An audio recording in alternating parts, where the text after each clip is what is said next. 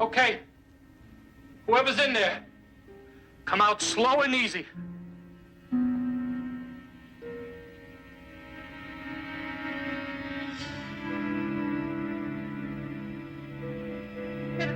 Hold it!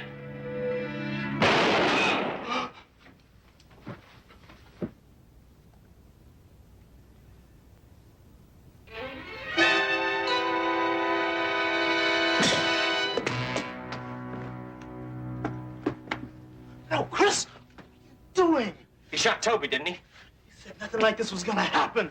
Nobody was supposed to get hurt. Toby. Chris, he's still alive.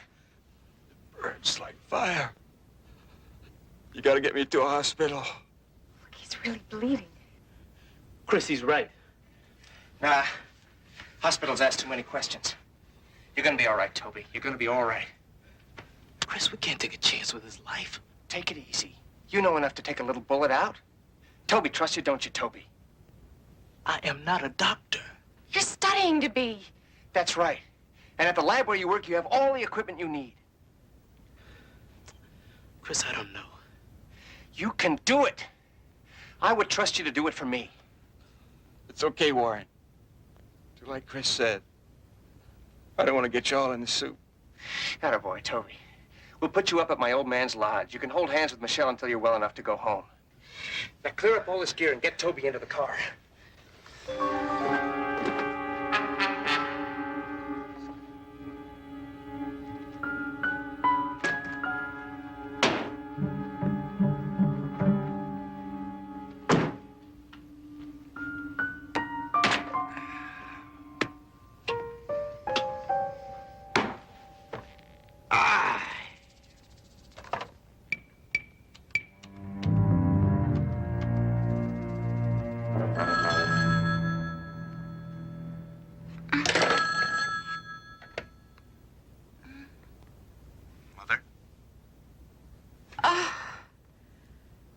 Chris. Do you know what time it is? Darling, I've been worried sick about you. Well, that's why I called you, sweetheart, so you wouldn't have to worry. Listen, some of the gang and I have decided to run down to Tijuana for the weekend, for the bullfights. I'll be back Monday at the latest, okay? All right, darling. Listen, do you have enough money? Your father told me he cut off your allowance. Yeah, I have enough. Well, you have a good time, darling. And listen, you be careful, you hear me? I will, sweetheart. I love you. Bye-bye, sweetheart.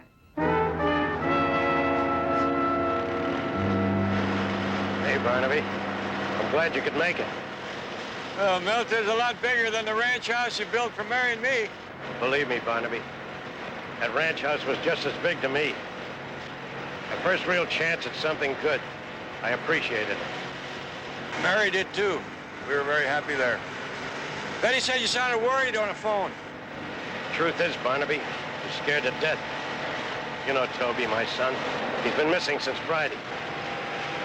I'd been on a wilderness survey up north over the weekend. When I got in, the housekeeper was beside herself. She hadn't heard from Toby since early Friday. She call his friends? All that she knew. Toby's girl told her that he hadn't shown up for their date on Saturday. As soon as I heard that, I called the police and the hospital. Nothing, huh? Nothing. That's why I called Betty this morning, Barnaby. Look, Toby isn't the kind of a kid who'd go this long without getting in touch. That is, if he was able. Well, Milt, maybe you're looking on the dark side of this thing. Barnaby, since Toby's mother died, that boy and I have been close. I know he would have called. Well, maybe you better give me the name of the young man's girlfriend. Carol Delon. She's a good girl. She lives at the University Apartments.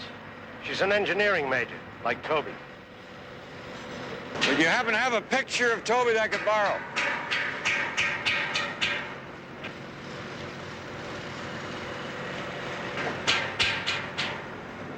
Fine-looking young man.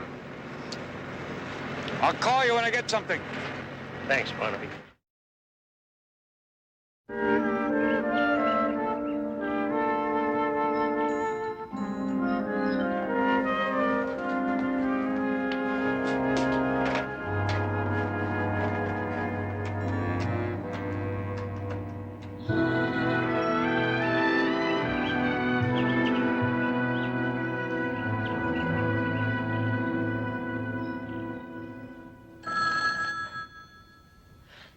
You make sure he lies still.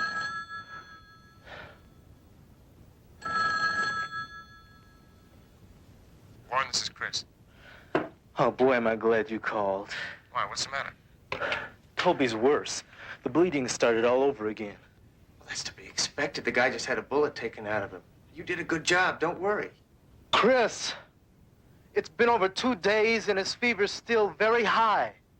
Now, it could be an infection, it could be tetanus, or 100 other things that I just cannot handle. Warren, you're thinking small again. Will you listen to me? We gotta get him to a hospital. Okay. Hang tight till I get up there. If you still feel that way, I'll take Toby to the doctor myself. That way you and Michelle won't even have to be involved, all right? Chris, do not put me on. Warren, I got you into this. I'll get you out, old buddy. I'll see you in a little while.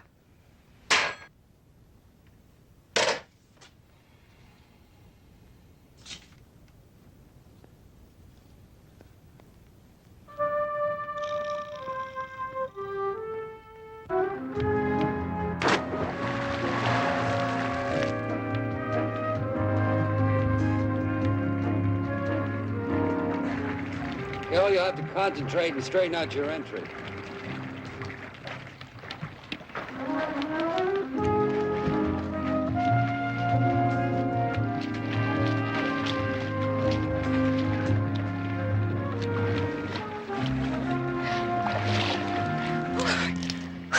Carol.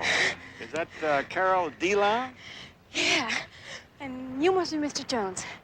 Toby's father told me you'd be coming by. That was a real nice dive. I'm afraid it won't rate more than a 6 from the coach. Well, I've always felt that a girl should be rated on how she looks out of the water, not how she looks going into it. With that smile, you'd rate a 10 anywhere. You sound just like Toby. He doesn't go in much for diving either. But, he did promise he'd come watch me compete last Saturday. Any idea where he spent Friday night? Mr. Jones, Toby and I are close. Very close. But you might as well know right now that we do not share the same friends. I just do not fit into the same circle. Maybe you don't want to. Oh, no, it's not that. I tried. Really. It's just that most of the time, Toby's so level-headed. But when he's around his friends, well, he's trying so hard to prove that he's in that he is out as far as I'm concerned. My wife always used to say that the sight of a man a woman falls in love with wouldn't be recognized in his own circle of friends. I'll try to remember that. You know, I could use a list of his friends. I'd have someplace to start. Okay. Mr. Williams told me you need some names, so I made them up. Oh, Mr. Jones, when you locate Toby, tell him that I am upset and very angry. But make sure he calls me right away.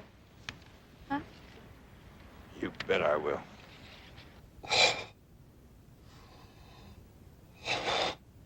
You see, Chris? I told you. Toby's been like that ever since you called. Warren, you gotta keep your head.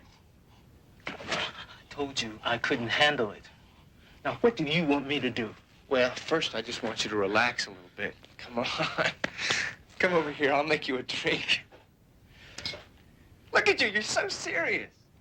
I can't wait till you hang your shingle out. Dr. Warren Claxton, specializing in catastrophic diseases only. Hey, come on. I'm not that bad. Well, isn't he? Tell him. You should have a long beard down to here. Panic really doesn't suit you, Warren. Now, listen. If we take Toby to the hospital, they're going to know he's been shot, right? Probably.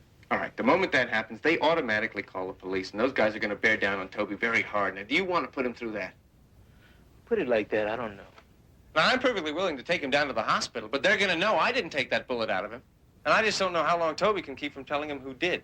You see, we could all wind up in jail. It's Warren's decision, baby. Hey, now, wait a minute. The only reason we picked your old man's place is because you said if we got caught, we could give the money back and he'd never press charges, right? Yeah, that's right. So why don't we give the money back? Because Toby has been shot now. It's a whole new ball game. And the general being what he is, he could throw the book at us. Forget about jail. You could kiss off medical school, everything you've been working for. I don't care. I still say we take him to a hospital, and I mean right now. Warren!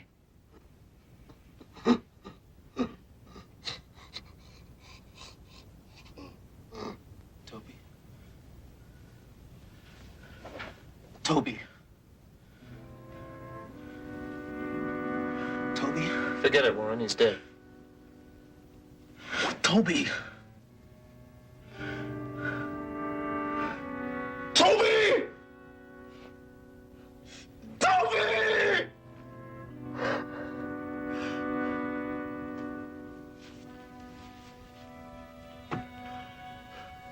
I warned you this could happen. What now, Chris? What do we do now? Looks like Toby's just left us one thing to do. We gotta bury him. You can't mean that. Oh, now look, I don't like the idea any more than you do, but when somebody's killed during the commission of a crime, the charge is first-degree murder, even if it's one of the criminals. We could all be charged with murder. That's the way it goes down in the eyes of the law. Let's see if we can find some shovels.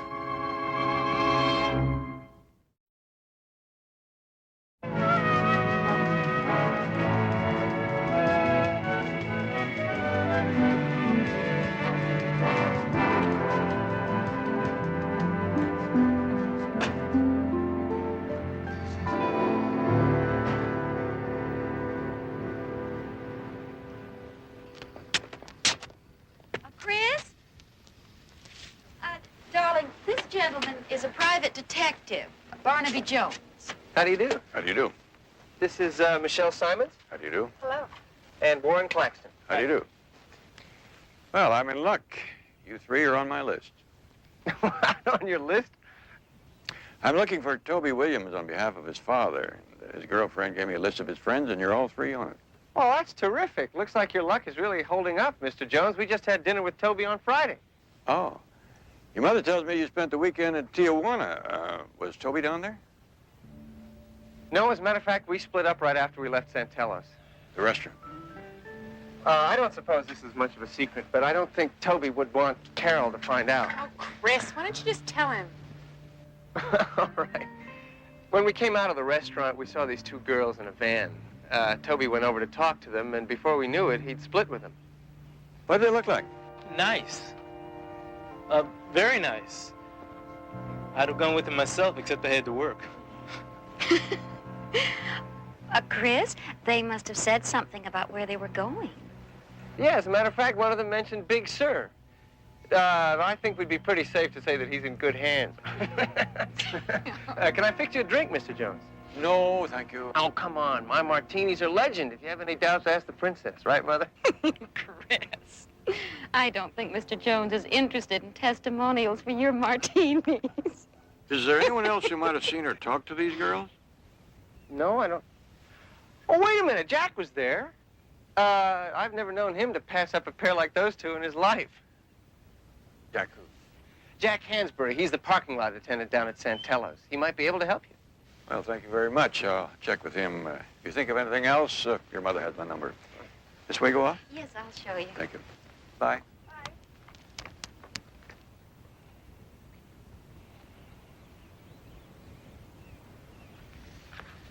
Why did you do that? Why did I do what?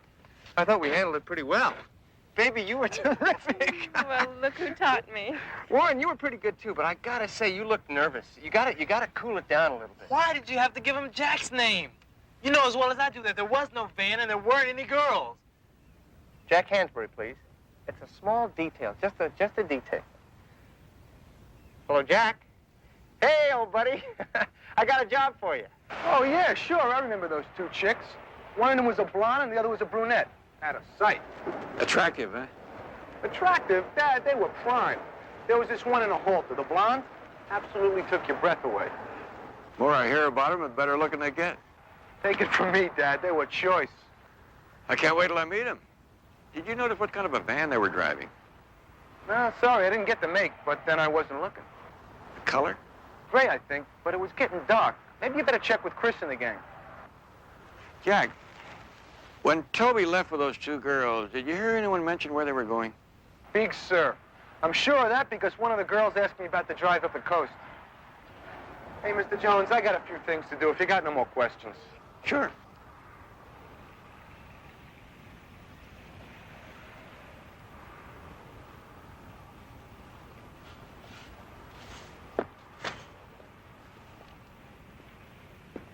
My name is Barnaby Jones. Were you working here last Friday night with Jack? I was, and I heard all the questions. I take it you didn't like the answers? Blue smoke. What? I don't know what the joke is, but Jack's giving you a real snow job. Well, I like a joke as well as the next fella. If it's good, I'll even pay for it. Oh, well. There was no van in here Friday night. Not with two chicks like Jack was talking about. You sure? I wouldn't have missed two numbers like that. You can bet on that. I just might. Was Toby Williams in here Friday night? Toby, sure. He came out with Chris Garrison's group. But he didn't take off in any van. Who did he leave with? Couldn't say for sure. I didn't run Chris's car. But you can take it from me, it wasn't like Jack said it was.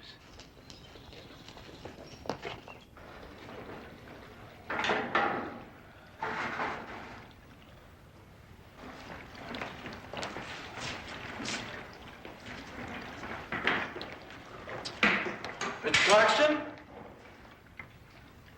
Oh, Mr. Jones. What can I do for you? Just a couple of questions. Go right on with your work. I like to see a man at his work.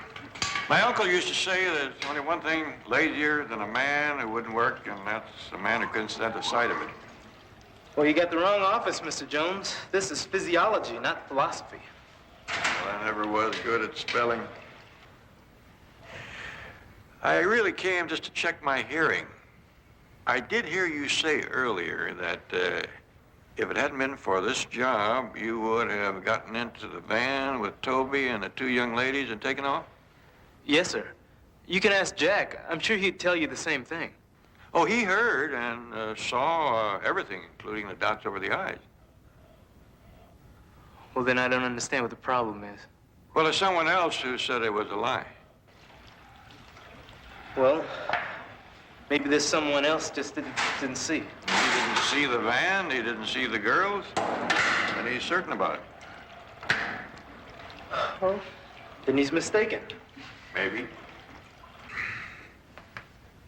And maybe you're the one who was making the mistake, son. It's a tough road to hoe to become a doctor these days, especially if you're working your way through school. I admire any young man with the courage to do it. Mr. Jones. Seems to me that you are risking an awful lot for one small lie. I've told you everything I know. I have witnesses. Witnesses can make a small lie into a large lie in a very short time. Now, where did Toby go Friday? Are you finished, Mr. Jones? Only if you are, son. If you change your mind, give me a call.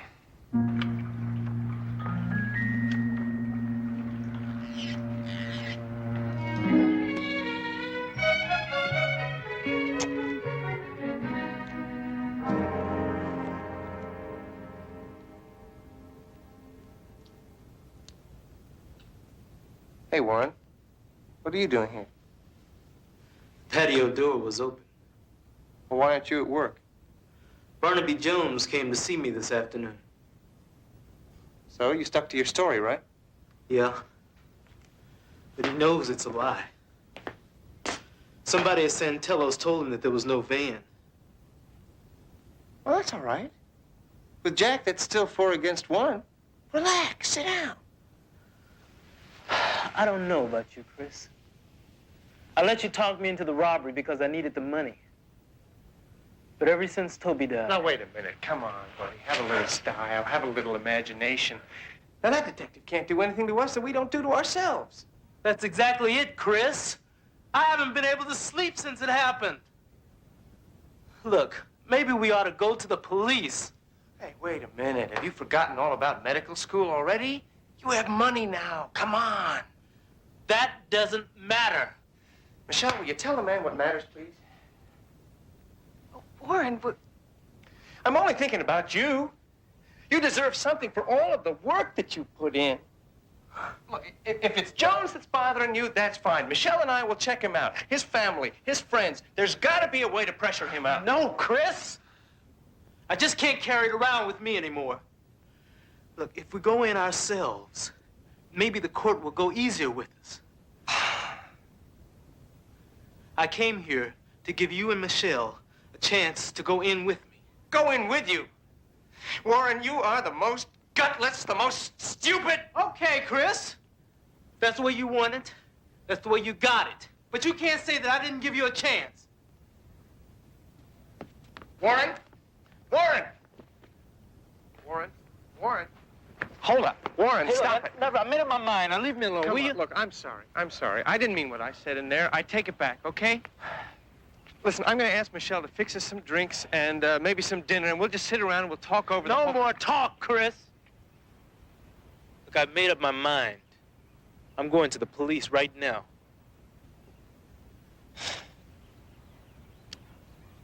All right. Maybe that's the only way. I hope we can still be friends, though, huh?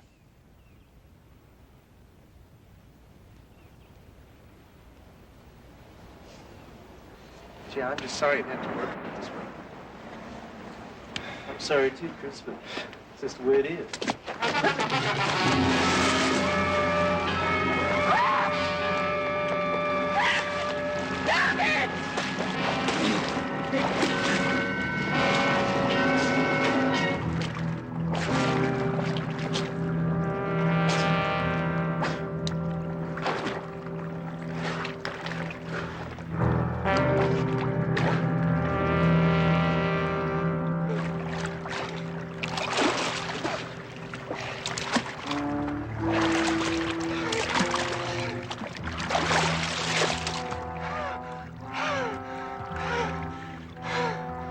Go get some trunks from the house. Is he? Yeah, he's dead. Hey, you still with me? Just tell me what to do. All right. First, we dry his things in the dryer. Don't worry, by the time I'm through with him, there won't be any more questions about poor Warren. I'm not worried. I'm scared, but I'm not worried. I always knew you were the best of them, baby. From now on, it's just you and me together. All the way.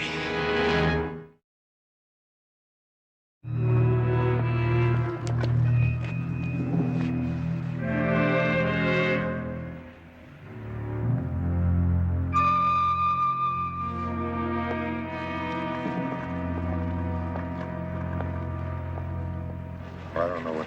Let's see how much further we're gonna go. Lieutenant Taylor?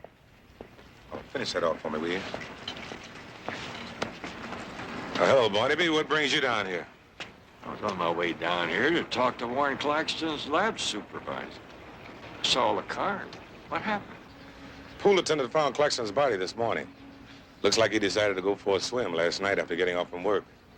Preliminary report makes it accidental drowning. Anybody see him? No, not till this morning. You mind if I have a look at his things? Everything is here. Billfold, change, everything. And it is Claxton's locker. You satisfied? Well, I would be if you didn't look so grim. Hey, Sam, give me one of those sacks, will you? I want to take this stuff down to the lab. That is what you wanted, isn't it? That and the answer to a couple of big questions. Well, when you find them, you'll be sure to let me in on them, won't you?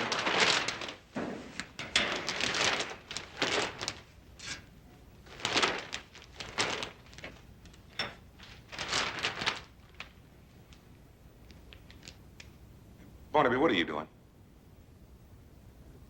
I didn't think you'd mind my having this little piece. Barnaby, that's evidence. Why don't you just call it a souvenir and stop worrying? Barnaby! A real tragedy, Mr. Jones. Yes, I can understand that. Warren had a fine mind. Would have made an excellent physician. It's all he dreamed about, you know. You know, that's funny because yesterday his mind seemed to be on something else. Tell me, Dr. Ronson, was there any surgical procedure performed in the lab yesterday? Monday? No. We were doing an inventory on a new shipment of animals. Why? Well, when I interrupted Warren, he was autoclaving a tray of surgical instruments. Could they have been left over from Friday? Our procedure is to sterilize everything before we button up the lab for the weekend. Yeah, that's what I figured. He's working with a black bag. You think I could have a look at that? Of course, it could be Warren was working on a project on his own time. Precisely what I had in mind.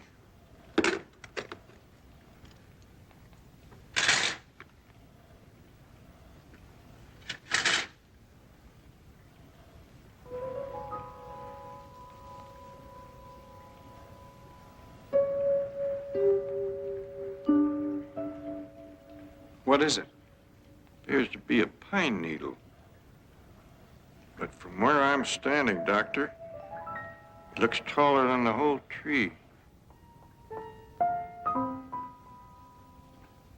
How are you doing with Luther Burbank? Very well. Species Abies concolor, white fur. Easily found in good winter forests at 6,000 to 9,000 feet. And that tells us? Well, it's fresh. It tells us that Claxton must have spent the weekend somewhere in these altitudes. Well, one thing for sure, he didn't pick up that pine needle in Tijuana. Betty, you got any dope on this? The university says the pool is automatically kept at a constant pH of 7.4. The moisture I extracted from the heel pad from Claxton's shoe had a pH of 7.8, not 7.4. But he wasn't wearing his shoes when they found his body. But he could have been wearing them when he was drowned. What conditioner did he use in the university pool? Sulfanic acid. Not in here. Cyanuric acid. Same conditioner you find in the tablets used in private pools. Do you think Warren Claxton was drowned somewhere else and then taken to the university pool? As sure as a scratching dog thinks he has fleas. Betty, call Lieutenant Taylor. Get the pH of the water found in Claxton's lungs. Oh, and check and see if you can find out what label was in those swim trunks he was wearing. We buy a lot of things at Peroni's. My wife has a charge account there. I can't see how this can possibly concern Warren Claxton's death. Mr. Thurston, Warren was wearing a pair of Peroni swimming trunks when they found his body. Now, that's pretty expensive for a young man who's working his way through school. Well, we always keep several pair on hand for guests. Maybe Christopher gave him one. Why don't you ask him? Well, I haven't been able to locate Chris. I was hoping to find him up here. Mr. Thurston, you recall having overheard Chris or any of his friends mention Toby Williams' name the last week? You're talking to the wrong person, I'm afraid. I'm not privy to my stepson's personal involvements. Well, like the spinster on our wedding night, sometimes we know more than we think we do. Yes. I'm sorry, Mr. Jones, if I seem distracted. It's not for any lack of concern over that young man you're searching for, but we had a robbery here last Friday night, and our own investigation is taking most of my time. Friday night? How much did you lose? Something over $200,000.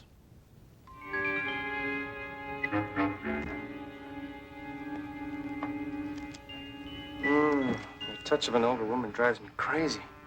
How about you and me for a long weekend in Palm Springs? I warn you, Chris Garrison, one of these days I'm going to take you up on it. And then what are you going to do? My plans don't go that far. Is the general tied up? Yeah. He's with a Mr. Jones. They're talking about you. Tell Mr. Thurston I'll be back in a minute.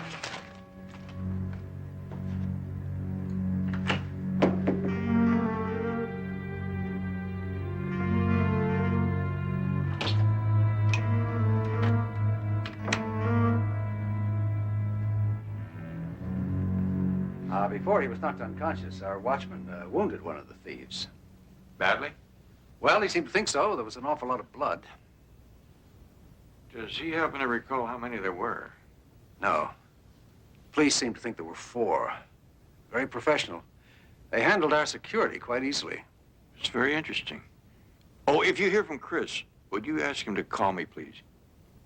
You can depend on it, sir. Thank you, Mr. Thurston. I appreciate your time. I'll be hearing from you then. Yeah, that's very lovely. It's the mountain forest. You can almost hear the wind whispering through the trees. This your place? Yes. Fine mountain. Tragedy is, with all the work, it hasn't been used in nearly a year. It's too bad. You know, I think two of the saddest things in the world are an empty house and a bobtailed dog. Neither one can let you know how happy they are. Thank you again, Mr. Thurston.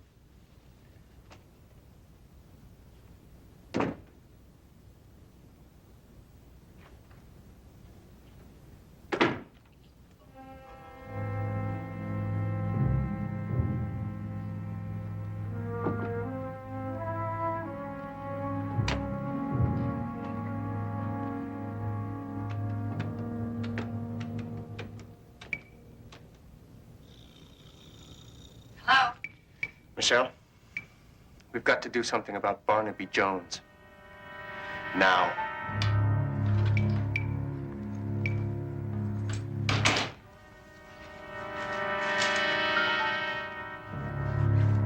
Betty?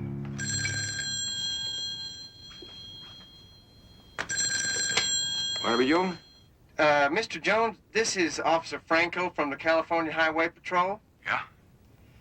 Sir, we have an automobile accident here involving a Mrs. Betty Jones. Now, is that your wife, sir? Oh, it's my daughter-in-law. How is she? I'm afraid it's a little bit hard to tell right now, sir. She's still pinned under the wreckage. Where is she? Well, we're up here on Lipton Canyon Road, about a mile north of Wayland. I'm on my way.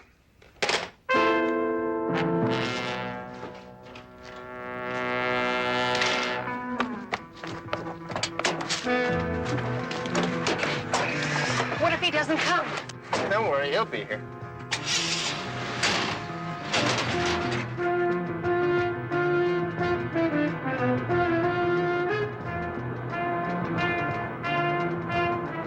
I told you he'd be here.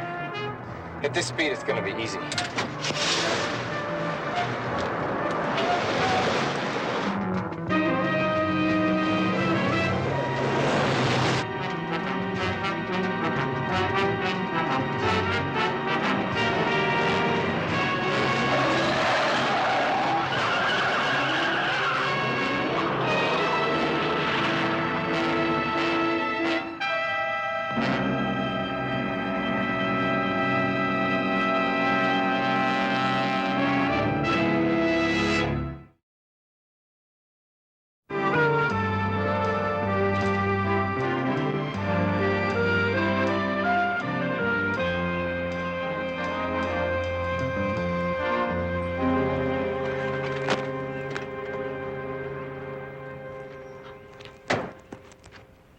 You sure you feel up to this?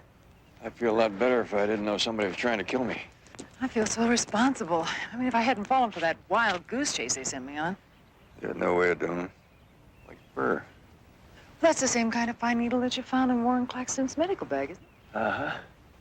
I kind of have a feeling that you knew you were going to find that kind of tree up here. Well, there were a lot of them in that picture in Thurston's office.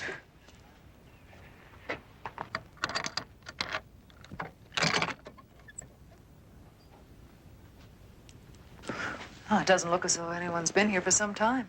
Take a deep breath. It doesn't smell musty. Take a look in the bedroom.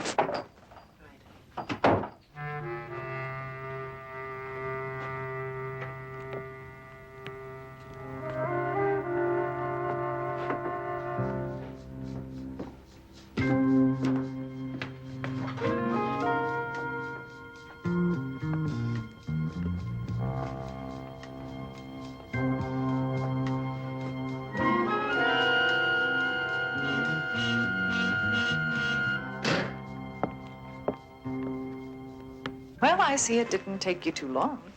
It's still fresh. You want to try it? No, no, thanks. I'll take your word for it. Well, you know, one thing for certain. There's been somebody up here within the last 3 days. Thurston said that nobody used this place for months. You find anything? No, bedroom looks fine.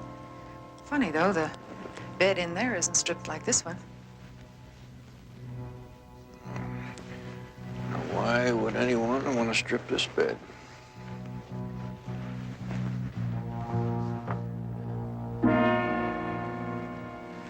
What is that?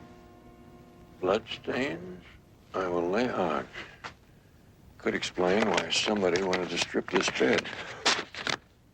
Bloodstain. Barnaby, does this make any kind of sense to you at all? Well, could explain why Claxton was carrying the equipment that he was. He may have been treating someone up here. Do you think it was Toby Williams? I wish I knew it wasn't. But somebody went to an awful lot of trouble to stop my search for Toby. Why here? I mean, if he was injured, why not take him to a hospital? That's what worried me. The Thurston Company was held up on Friday night. Wait a minute, you're way ahead of me. One of the thieves was wounded. If this blood matches the blood from the scene of the crime, that may give us an answer. And if it matches Toby's blood type? I don't want to contemplate that yet.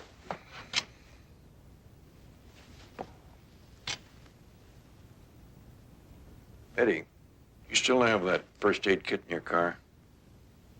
Yes, why? We're going to repay a favor.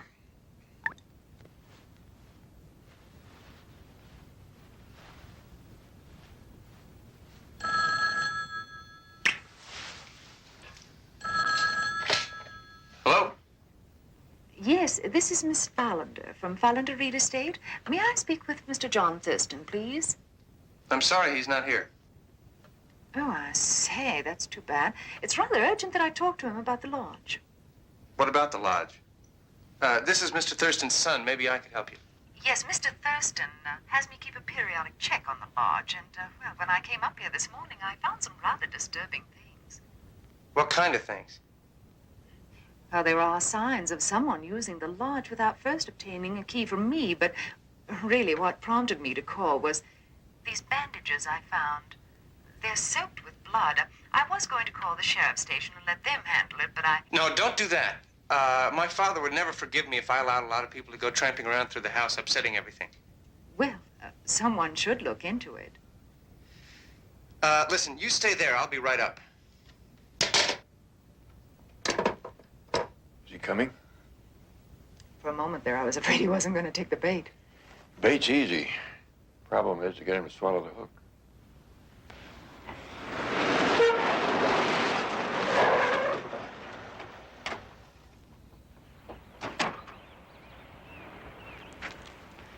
Oh, I say you made good time. I'm Joan Fallender. We don't have very much time, Mrs. Founder. You said you found some bandages. Oh, yes. Well, I left them right where I found them. I thought the sheriff wouldn't want anything disturbed. I'll show you. No.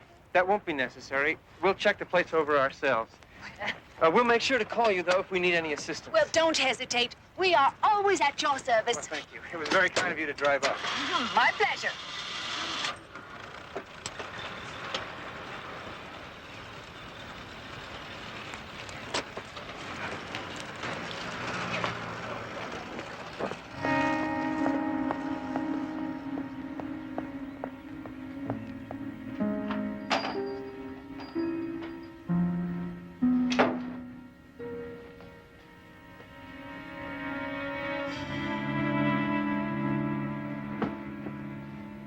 You said you cleaned everything up. I did. Oh, Chris, honey, I swear. While you and Warren were out burying Toby, I stripped that bed and I burned everything in the fireplace. Oh, burn me. Do you realize what this could have cost us? Chris, I swear! Just do it now! I better get the money.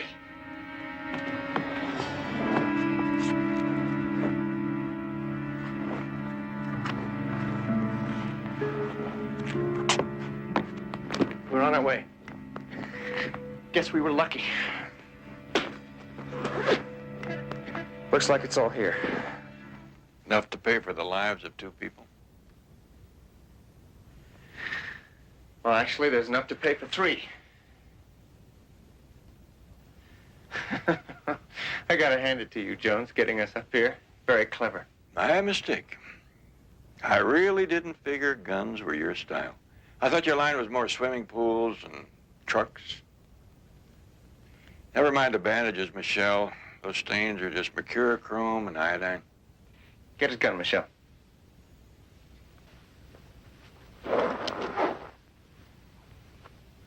And then we're gonna help him find Toby. That is what you wanted, isn't it, Jones? I figured he was the one that caught the bullet from the watchman. What'd you do, let him die instead of taking him to a hospital? No, we did everything. Shut up!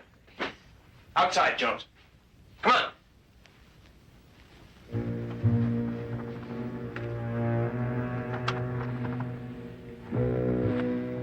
Hold it right there, Jones. Pick up a shovel. Now, wait a minute. Man who's about to dig his own grave is entitled to know the whole story. I understand about the robbery. I even understand about Toby Williams, but why did you have to kill Warren Claxton? Because Warren was small. He panicked. I mean, he was going to the police. That's where he made his mistake. He should have had the police come to him like I did. Sheriff should be here in a moment. Ah, quit bluffing, Jones. Move!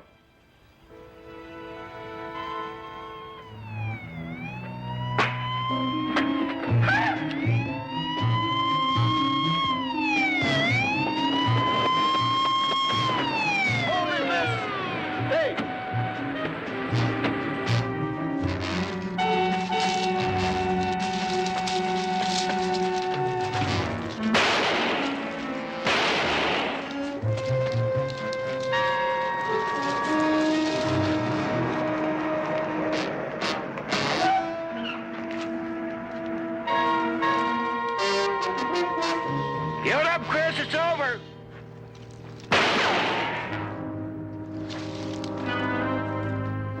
You're trapped, Chris. You don't have to play it all the way out.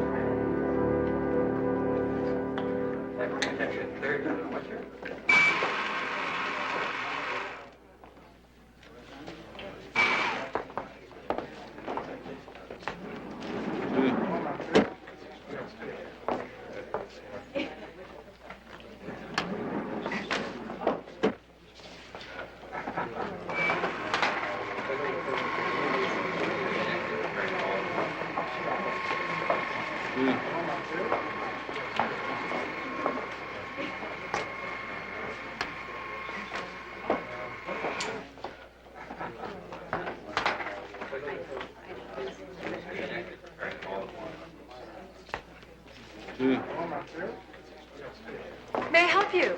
What? Oh, I don't know. My name is Greg Alban. I received the subpoena to appear in court. Must be some mistake. I didn't witness any accident. Well, it looks in order. If there is some mistake, I'm afraid you'll have to explain it to the court. No, you don't understand. I'll check on it. You sit right over there. I'll call you.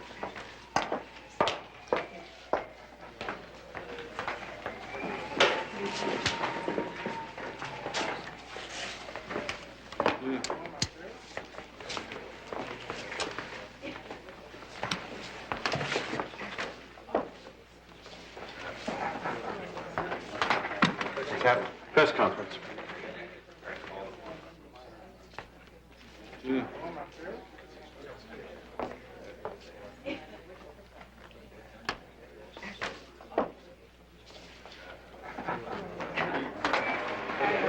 All right, ladies and gentlemen, if you'll have your questions ready, Judge Lennox has a full docket. He can only give you 5 minutes. Your Honor? All right, now don't crowd.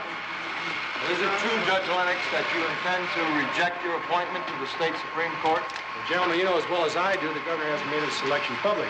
Senator Fox says you're far and away the odds-on favorite, sir. Right now, fellows, you're familiar with my feelings of the importance of the lower court decisions. I feel the present bench I occupy is an essential example of that principle. Now, if I were to get the appointment, there's no way, unless of my good conscience, could I... Your Honor! Hey, out of the way.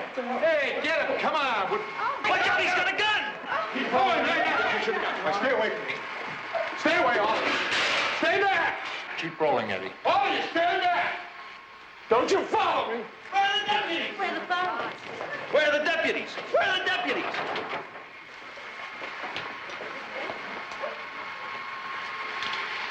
shot.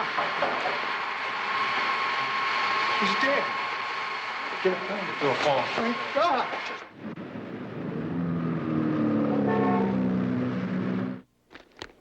Thank you. Good night. Night-night. See you in the morning. Righto.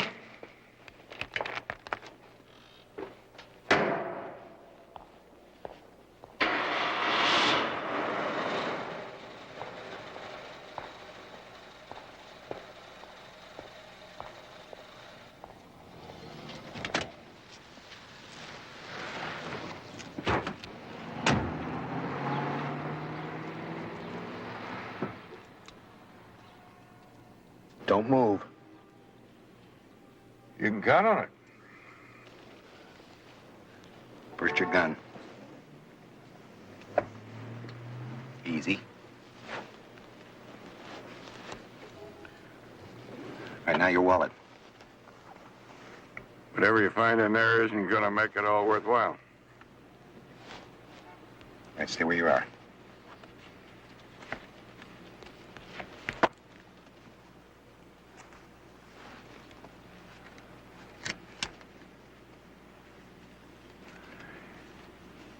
If you took a correspondence course in armed robbery, post office must have lost one of your lessons. There's $5,000 in there. Yeah, I see it. What's it for? My name is Greg Albin, and I want you to find out who murdered me today. I think you've got it backwards. On the 5 o'clock news, I saw you murder Judge Lennox today. That's what you think you saw. But my life ended in that courthouse today. Smartest thing you can do is turn yourself into the police. I've been in jail once. They'll never believe me. Not after the way I was set up.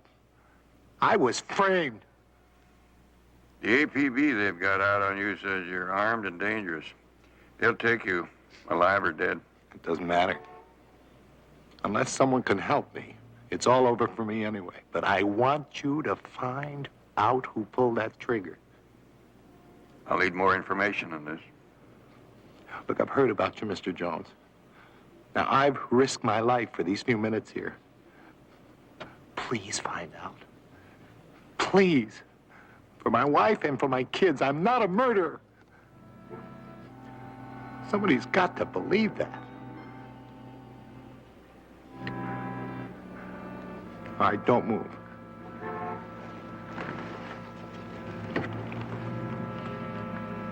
Don't move.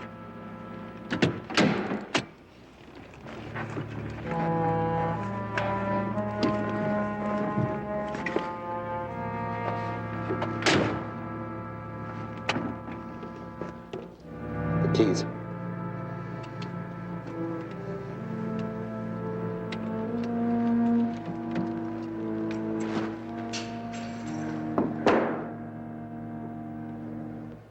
You're my only hope, Mr. Jones. Please.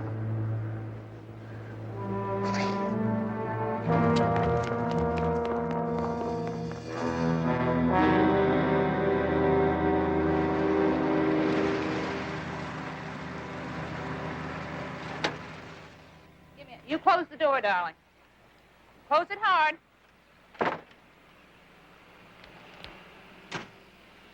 Oh, can you hold it? Morning. Look, no more, please. I mean, reporters or police, I said everything I have to say last night. Mrs. Albin, my name is Barnaby Jones. I'm a private investigator. Your husband hired me. Greg hired you? I don't understand. Well, neither do I. She gave me $5,000 last night.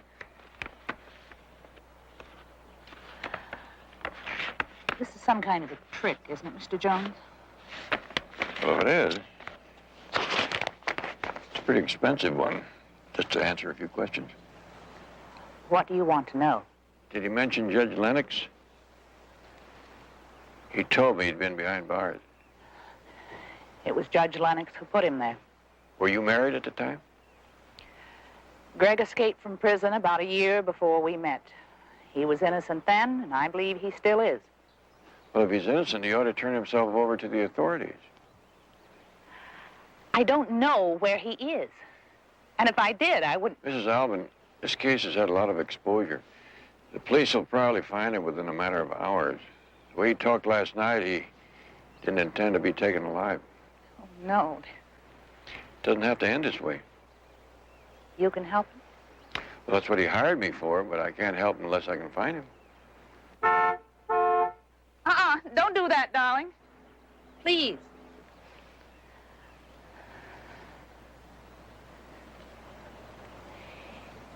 He started his first machine shop in a little place at 123 Netter.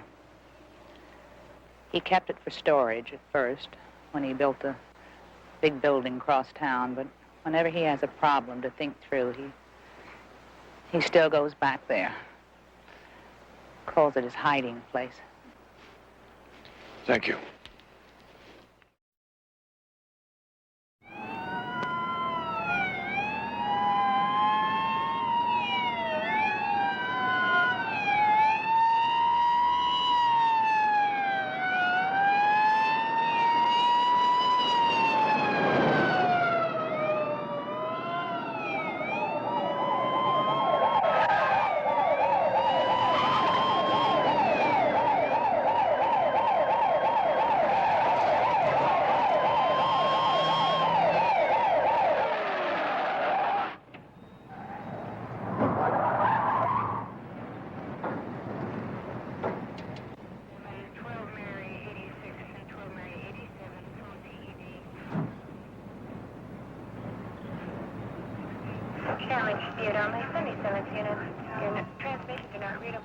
What the devil are you doing here, Barnaby? Is Albert in there? Now, officers were making a routine check of the property when they spotted him. Two, you guys go around in that alley there. Cover that. That way. You two guys get up on the roof. Give me that bullhorn. Alvin, nobody has to get hurt. Just throw your gun out and come out with your hands in the air. You don't stand a chance. You get down Albin's arm. He's also my client. This business must be getting tough to come by. He's got a wife and 2 kids. I don't think he wants to see anybody killed, except maybe himself. It's Barnaby Jones, Greg. I want to come in and talk to you. There's nothing to talk about now, Mr. Jones. Change things.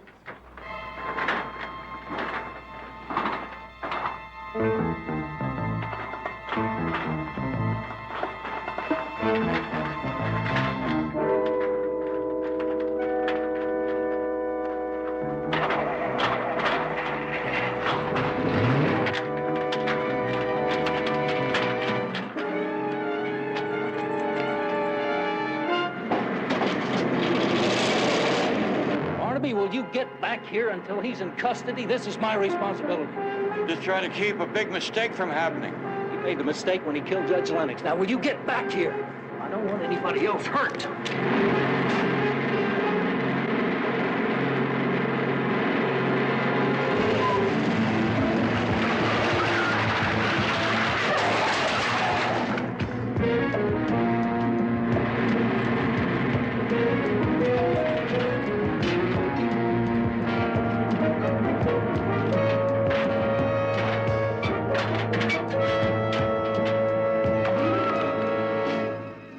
Hold it, Albert. Don't be a fool, Greg.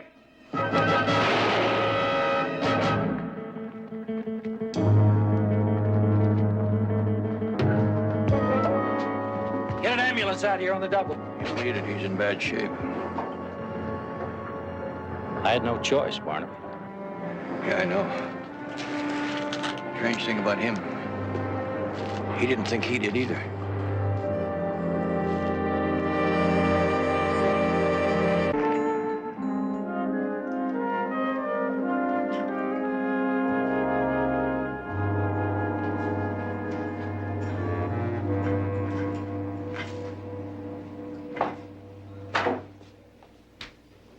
How's it look, Doctor?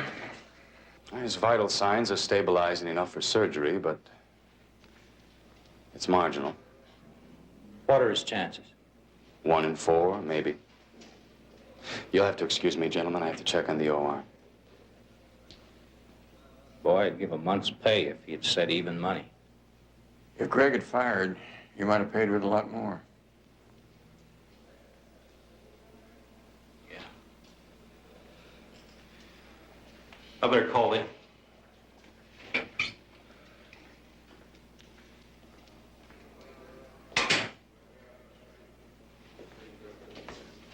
Mrs. Albin, they're preparing to take him into surgery now. He has a fighting chance. Oh, thank goodness. Mr. Jones, this is Hilda Waters, Greg's secretary. Miss Waters? Mr. Jones, Mr. Albin is a very fine man. And those terrible things they're saying about him are just not true. Miss Waters, is there any reason for Mr. Albin to have been upset yesterday? Was there any trouble at the office? No, sir. Why, he had a smile for everyone. He's the nicest man I've ever worked for. Is there any explanation for his going down to the courthouse yesterday? Why, to answer the subpoena. What subpoena? A man delivered it just before closing, the day before yesterday. Did you see the man? No. But the subpoena said that Mr. Albin was to appear as a witness at 9 o'clock yesterday morning. Betty, would you check that out? Certainly. The court clerk's office is still open. I can just make it. Barnaby? Excuse me. Ballistics just checked the gun. It's the same weapon that killed Judge Lennox. Are you certain? There's no question. Also, we've nailed Albin. Real name is Arnold. Went down for armed robbery 1 to 10. He and his cellmate busted San Quentin 8 years ago. His cellmate? Kelly. Dennis Kelly. He turned himself back in and served his time. Cleared parole about a year ago. His cellmate ought to know more about Greg than anyone. Barnaby, we've got Albin locked. That armed robbery charge? Yeah, what about it? The judge that sentenced him was Judge Lennox. Now, that day, Albin threatened that if he ever got free, he'd kill him. 50 witnesses, Barnaby. We've got our man. Maybe, Lieutenant. But until I tie up some loose ends, I've still got a client.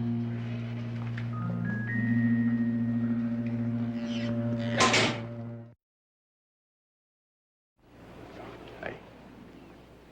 Thank you. Mr. Kelly? Yeah. I'm Barnaby Jones. I know you. I'd like to ask you a few questions about Greg Albin, alias Arnold, ex-cellmate of yours. Look, I did my time. I served parole. I haven't seen or heard of Greg in 8 years. I'm not a police officer, Mr. Kelly. I'm a private investigator. Trying to help Greg any way I can. Figured you two were friends. Sit down. We broke out together. Can't get much closer than that. But you went back. Yeah, I got scared. Now, the same thing that finally happened to Greg. How's he doing? Not too well. He claims that he was innocent of that armed robbery charge. I was the only guilty man ever in San Quentin, Mr. Jones. Did he ever talk to you about Judge Lennox? The hanging judge? I'll pass on that. He's the judge that sentenced you, isn't he? No, I was luckier. I wasn't straight with you just now. I saw Greg about 6 months after I got out. Did he still maintain he was innocent? Yeah, like always. But Lennox, no, I never got over that hang-up. Even the last time I saw him. When was that? About a month ago. It was like he was right back in that cell block. Lennox was an obsession with him. He wanted him dead, Mr. Jones. Help! Oh, excuse me. I got it. Come on, honey. Mr. Jones, this is my fiancée, Miss Whitley. How do you do? How would you like to dive into a nice, cool daiquiri, Mr. Jones? Only take a second. Well, thank you, but all my daiquiris come straight from the dairy. Nice to meet you. Mr. Kelly? Mr. Jones? Craig's wife and kids, if they need anything, money, anything, let me know. Thank you. I'll bear that in mind.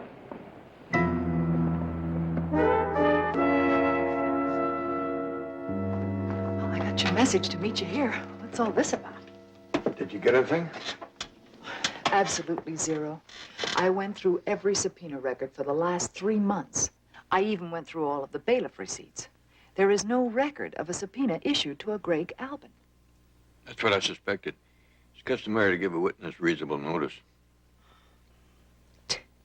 You made me go through all that work for nothing.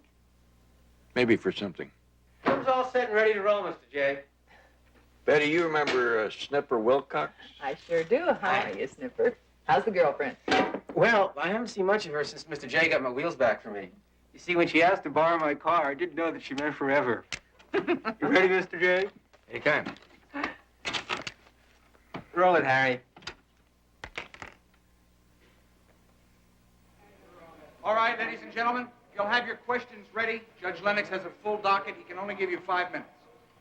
Your Honor? All right, now don't crowd. Is it true, Judge Lennox, that you intend to reject your appointment to the state Supreme Court? Gentlemen, you know as well as I do, the governor hasn't made his selection public. Senator Fox says you're far and away the odds-on favorite, sir. All right, now, fellas, you know my feelings as far as the importance of the lower court's decisions.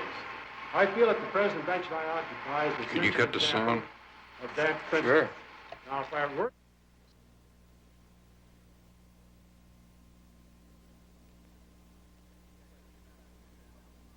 Yeah, it's just about here that Albin fires.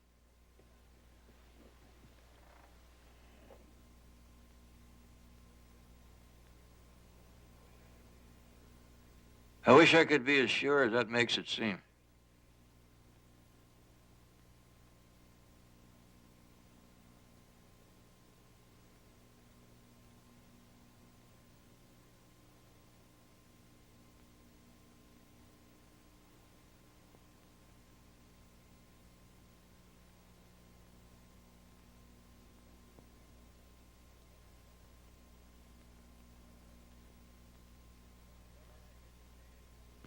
Well, that's it, Mr. J. Didn't I see another cameraman at that press conference? Any chance of getting his footage? Yeah, maybe. I'll take a few phone calls. I'd appreciate it. You got it. Call me when you get the other film. Absolutely.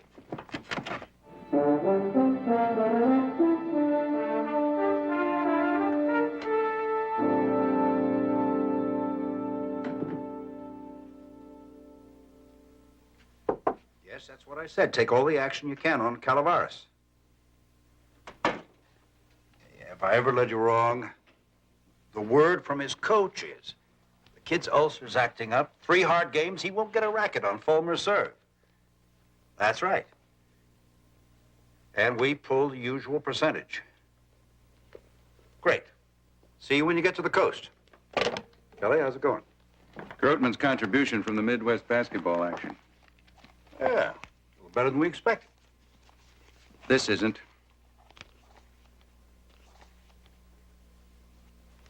So the police will take responsibility for shooting him. Rex, I set Greg up to do some hard time for Judge Lennox's death, not to get him killed. Would you rather have me standing in front of Lennox for that fight-fixing charge? He would have thrown the book at me. I just wish it could have been done some other way. Well, there was no other way. Lennox refused to change a venue. He refused to take himself off the case. He wanted to nail me, Kelly. I know. I just hate to see a good guy like Greg go down for it, that's all. Now, don't forget you got a stake in this, too. My lawyer tells me that the judge who's going to hear the case now is good for no more than 6-month sentence, maybe even suspended. Or either way, you may have to take over for a while. Don't worry, I can handle it. Hey, look. Riker took Lennox out. The police have their man. They have their motive. It's over and it's clean. So just try and forget it. Just like that, huh? That'll make you feel better when things have cooled down. I'll figure out a way to see that Albin's wife and kids are taken care of, okay? You'll have to do better than that. What are you talking about? I had a visit from a private detective, Barnaby Jones. He's nosing around trying to prove that Greg didn't kill Judge Lennox. But what can he prove? There are 10 million witnesses. I know. But just in case he comes up with something, remember, it's my neck that's sticking out. I'm the only one involved that can be tied directly to Greg. Okay. I'll phone Cincinnati. I'll fly Riker out again to keep an eye on. What's his name? Jones. Barnaby Jones. Mr. Jones gets too close, we'll put him out of business, okay?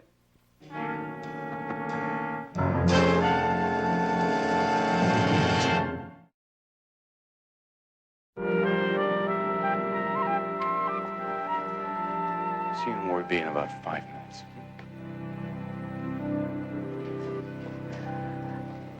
Oh, Doctor, how is he? Well, the next 24 hours should tell us a lot. You know, for a man who tried to get himself killed, he's putting up one devil of a fight in there right now. When can I see him? As soon as we set up the monitors, we'll move him into his room. It shouldn't be more than a half an hour. If you'd like to, I could hold these questions. No, it'll probably take my mind off things. Ms. Albin, do you know a man named Dennis Kelly? Oh, I don't want to get him into trouble. Well, Mr. Kelly himself said that he had kept in touch with Greg. Greg felt very close to Dennis. I think he was grateful that he had someone he didn't have to lie to other than me. Did you ever hear him say that he'd like to see Judge Lennox dead? Oh, no. Greg was really like a different man once he took on the responsibility of a family. In his business. During the last week when Judge Lennox was in the news, Greg didn't even then discuss him with you? Oh, wait a minute. Yes, he did say something. He said that he thought the judge should take the vacancy because we needed a strong man to balance out the court right now. You sure? Absolutely. He said that he thought the judge was a fair man. That he was wrong in Greg's case, but there was a difference between being wrong and being fair.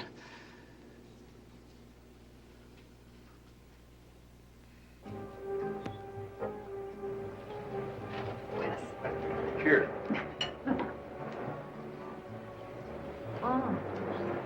Oh, Gracias.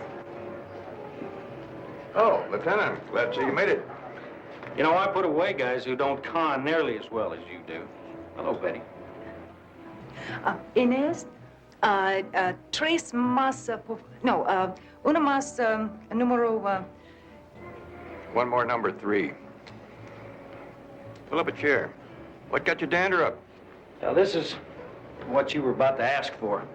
This way I saved myself the indignity of being bribed by a couple of enchiladas. Betty, do you recall my saying anything about bribing an officer of the law? well, when I invited the lieutenant to join us for lunch, I did drop a hint that you would like to see the files on Greg Albin and Dennis Kelly. Now, if that constitutes bribery, well, Why Dennis Kelly, Barnaby? I just wanted to see a comparison of the records of your model parolee and the vicious escapee who is my client. So now all of a sudden Kelly belongs to me. Who is World Promotion Enterprises he works for? Well, they produce arena events, conventions, rock concerts. What is it, Barnaby? Albin has got to be the lamest case you've ever taken. Why? I'd like an answer to that myself. Well, you know that big insurance company down the block, they have a 2-year rider in their policies against payment on suicide cases. Well, now, what does that have to do with Albin? Well, the odds are 10,000 to 1 that anyone bent on self-destruction will change his mind within 2 years. So? You want me to believe that Albin waited to raise a family, build a successful business. He had everything in the world to live for, and then suddenly decided to go back and follow through on an 8-year-old threat to kill a judge? Okay. But you said yourself there can be 1 in 10,000. I want a little better bet than that. Say, 4 to 1 that you ask for seconds on those enchiladas. The sauce, please. Sure. And the pepper.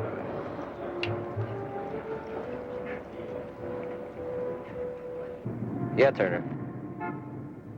Don't worry, I'm with them. I'll wait for your signal.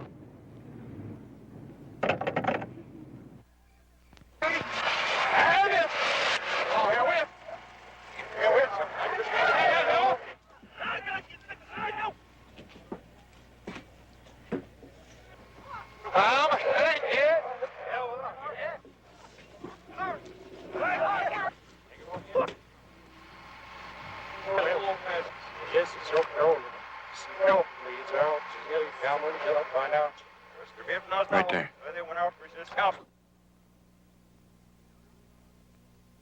You know these fellas? Well, most of them. We all work the same street. The guy in the dark blue suit and the mustache, do you know him? No. Why him? He's in the area the shots came from, and he's the only one with his hands free. All the rest of them are holding mics or notepads. You mean other than Albin?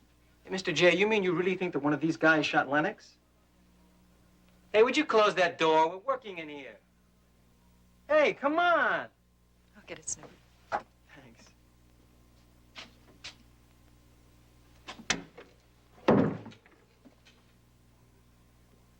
Can you move this ahead one frame at a time? Sure.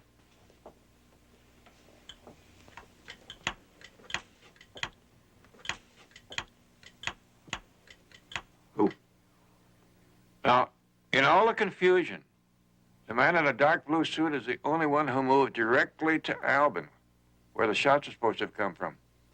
Could I have this piece of film? No sooner said than done.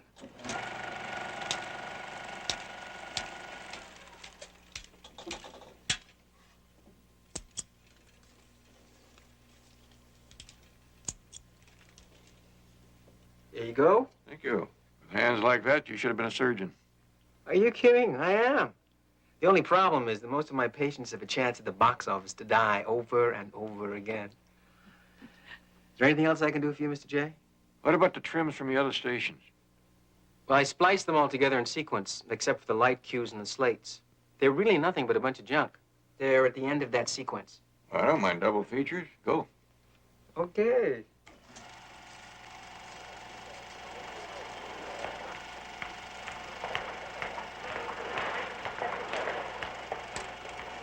As I said, it's nothing but a bunch of junk. Poppy shop. Cameramen can never resist a good-looking chick. Who? What do you want to bet? He wants an 8x10 blow-up of that one. You're just about right, because unless my eyesight is failing, that is Joan Whitley, Dennis Kelly's fiancée. Snipper, get your scissors. Got him.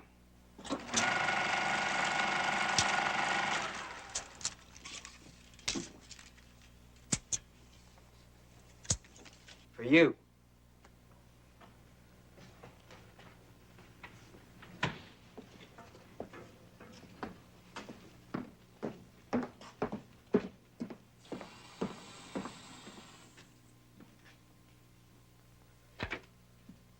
Thanks, Snipper.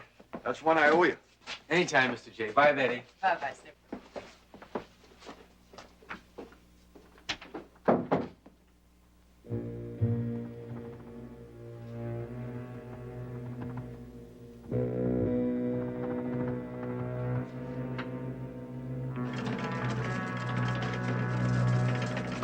Yeah, what can I do for you?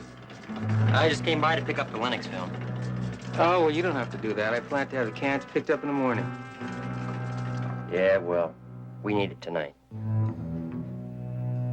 Hey, wait a minute, don't I know you? Yeah, that's right. You're the guy who was with the other reporters in the Lennox film. What are you, with KBEX? Yeah, but we'd like to look at all of it. Oh, sure. Sure, why don't I check it out at the station first, okay? Just be a second.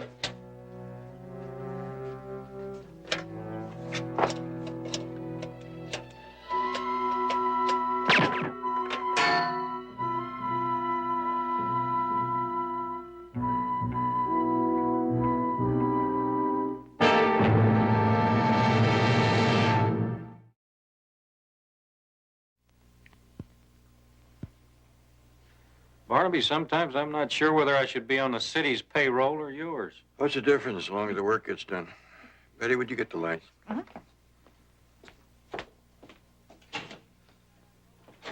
I recognize Kelly's mugshot. Who's this? Joan Whitley, Kelly's fiancée. I don't get it. Well, last night, an editor friend of mine ran some film for me. This blow-up is from film taken in the corridor of the courthouse just moments before Lennox was shot. Any idea what she was doing there? Well, there's no record of Albin's subpoena. Barnaby thinks that she was used to make Albin think that it was legitimate. Next, you'll tell me that it was Kelly who pulled the trigger. No, that's the reason I blew up that picture. No amount of disguise could make this fella look like him. I got a hunch he's a pro and a good one. Well, you do plan to tell me why you think this fella's the one that hit Lennox. In analyzing the film, he is the only one that could have pulled the trigger and have a chance to plant the gun on Albin. Recognize him? I don't know. If there was no mustache and the hair was just a little lighter, I've had flyers on a guy named Riker out of Cincinnati. Professional killer? No, no convictions. They just send us an alert when they think he might be headed this way, but I can't be sure.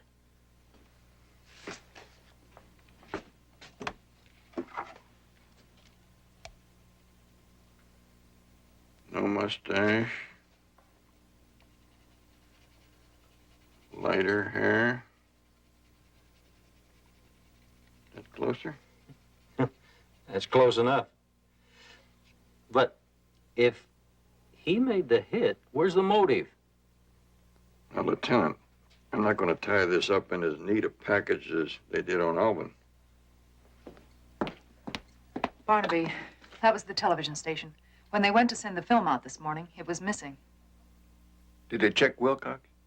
Snipper didn't show up for work this morning, and they can't locate him. He's the man who got the film for me.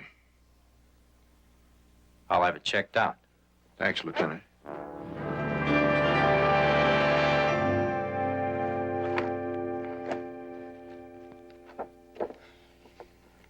Mr. Jones, I know who killed Judge Lennox.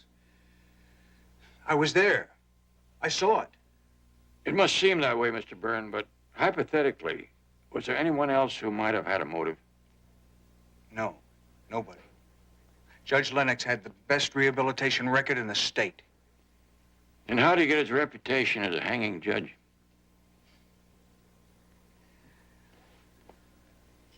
He didn't deserve that name. That came to him when he handed down a stiff sentence to a football player who had thrown several games. There was a lot of publicity. Everybody expected a slap on the wrist. But the judge was very firm. Clayton Lennox believed that competitive sports was the root of national character. He actually held an Olympic medal, didn't he? Yes, sir, he did.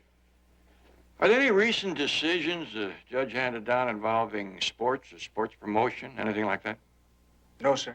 I've been going over the docket for the past 2 years. I'm certain there was nothing. What about the future docket? Any cases there where he could have been rough on a guilty defendant? I'll look.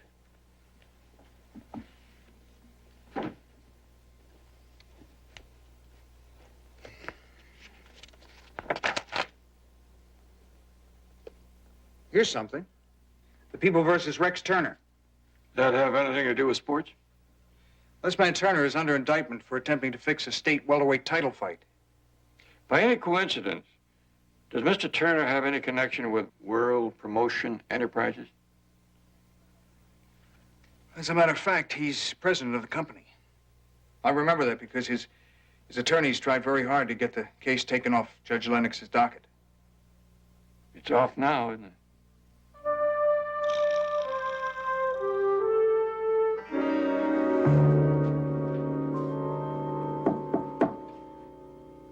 Mr. Jones. Miss Whitley. Oh, Mr. Kelly certainly is a fortunate man. Have both a secretary and a fiancée all wrapped up in one pretty package. Thank you. I think I have some good news for him. Could I see him for just a moment? I'll see. I think the staircase is too wide at this point. Well, perhaps we'll just move this whole section. Yes? Mr. Barnaby Jones to see Mr. Kelly? Send him in.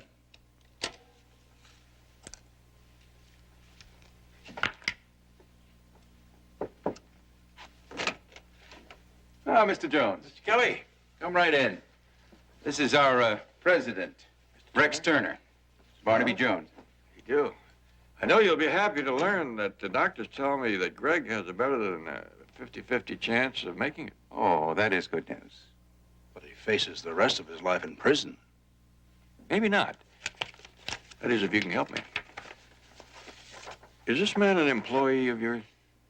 Well, I don't believe so. Who is it? I believe his name is Riker. And it could just be that he is the man who murdered Judge Lennox. Oh, come, Mr. Jones. That's a bit of a reach, isn't it? Not really. You see, that picture is blown up from some film taken in the courtroom corridor the morning Judge Lennox was killed. I have another picture of Miss Whitley, taken at the same place, same time. Well, that's a very good likeness. But that's not me. No, couldn't be. Joan was here all that morning. You may have to prove that, Miss Whitley. She can. But your implication that this photo was genuine will have to be proved. Otherwise, I won't allow you to intimidate one of my employees. Do you have that film? Funny.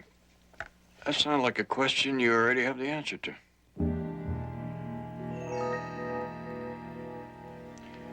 Don't bother, I'll find my way out.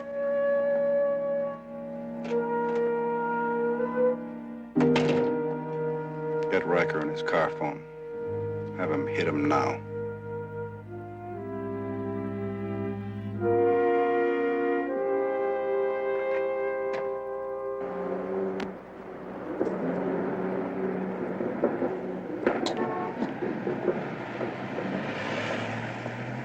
Well, what'd you find out?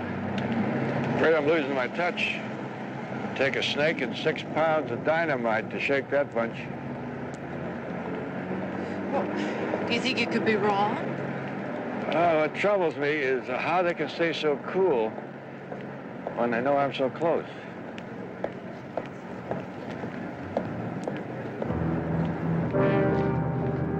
Betty, do exactly as I tell you. What is it? That's Riker behind us.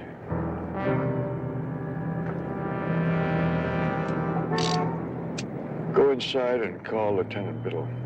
Now.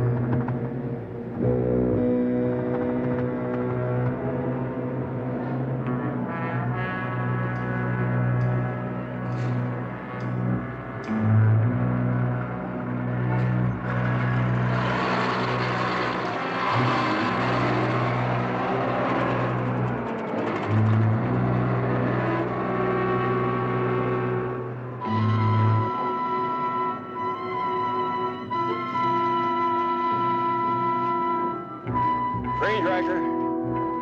Drop it.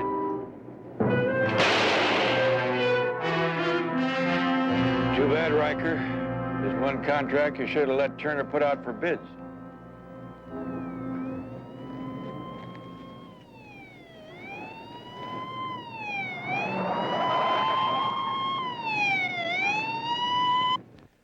Mr. Jones, I appreciate everything you've done for me, for both of us. But I think I should apologize. No need to. Since Riker admitted he killed Judge Lennox and Snipper Wilcox, Turner, Kelly, and his girlfriend are apologizing for you. To Lieutenant Biddle. Betty, let you and I get out of here and leave Mr. and Mrs. Albin a little time to themselves. Thank you for everything. Both of you. Oh, by the way, I have a lawyer friend who said in view of your record and all you've been through, and the fact it's been in the paper and all, the governor might have a sympathetic ear for a pardon. That's too much to even wish for. I don't know.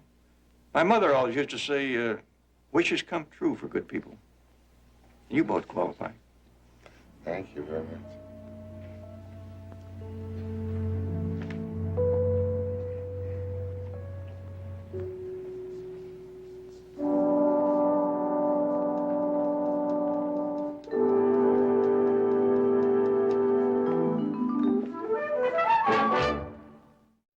The morning sun had barely begun to crest the horizon when the heavy glass doors of the courthouse swung open, welcoming the first wave of citizens, lawyers, and employees into its marble-lined corridors.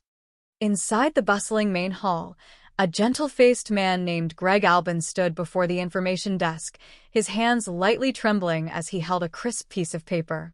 He adjusted his jacket, looking around at the grand architecture with a mixture of confusion and anxiety. He walked up to the clerk on duty, clearing his throat politely. "May I help you?" the clerk asked, looking up with a routine smile. "What?" Greg muttered, momentarily lost in his own thoughts. "Oh, I do not know. My name is Greg Albin. I received a subpoena to appear in court today. It must be some mistake. I did not witness any accident." The clerk took the document, scanning the official seal and the neatly typed letters. "Well, it looks in order," the clerk replied, turning the page over. "There is some mistake, I am sure, but I am afraid you'll have to explain it to the court." No, Greg insisted, his voice rising slightly in panic. "You do not understand. I really do not know anything about this." "I will check on it," the clerk said soothingly, gesturing toward a row of wooden benches nearby. "You sit right over there.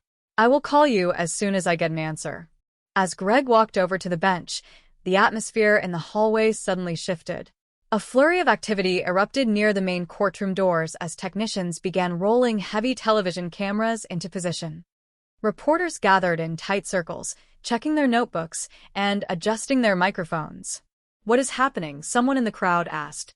"Press conference," a security guard answered quickly, ushering people to the sides to clear a path. "All right, ladies and gentlemen, you will have your questions ready. Judge Lennox has a full docket today. He can only give you 5 minutes."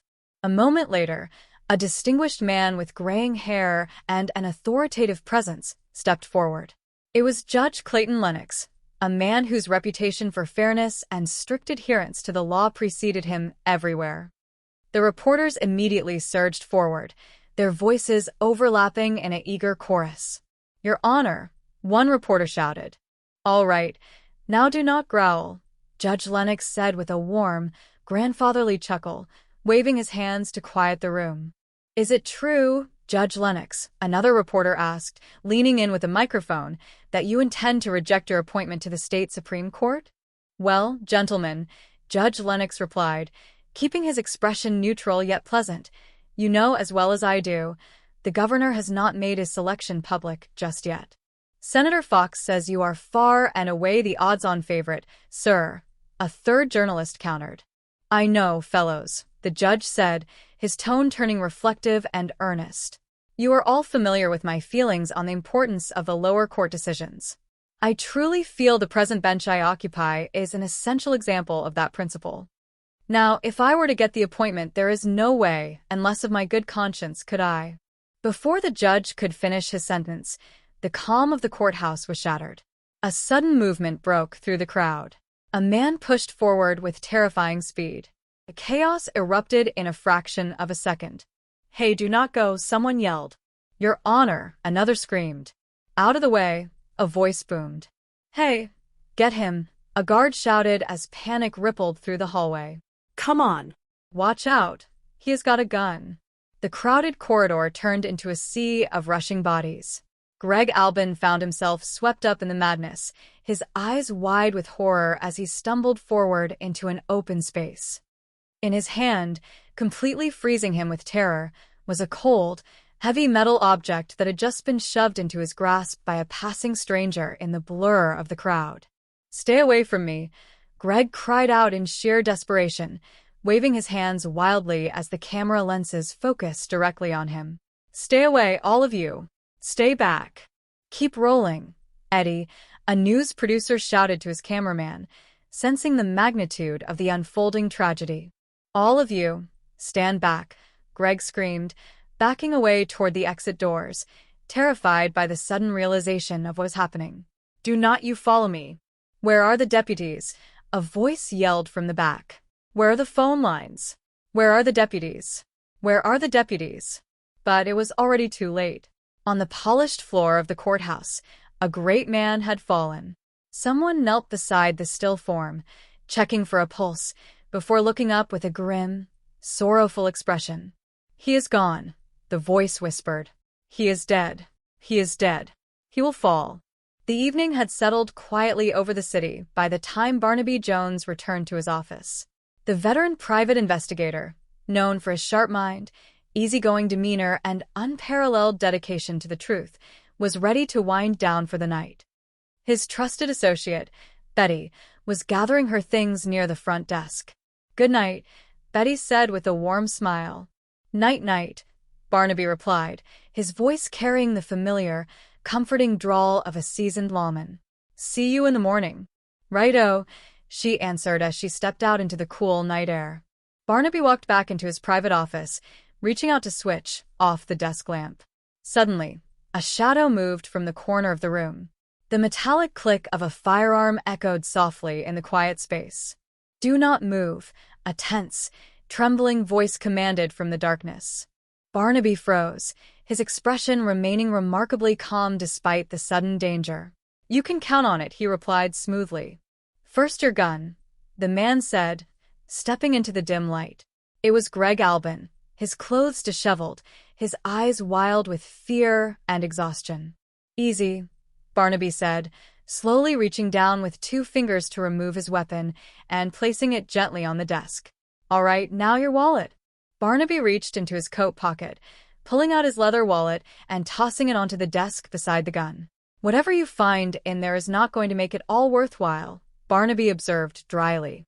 "I see where you are.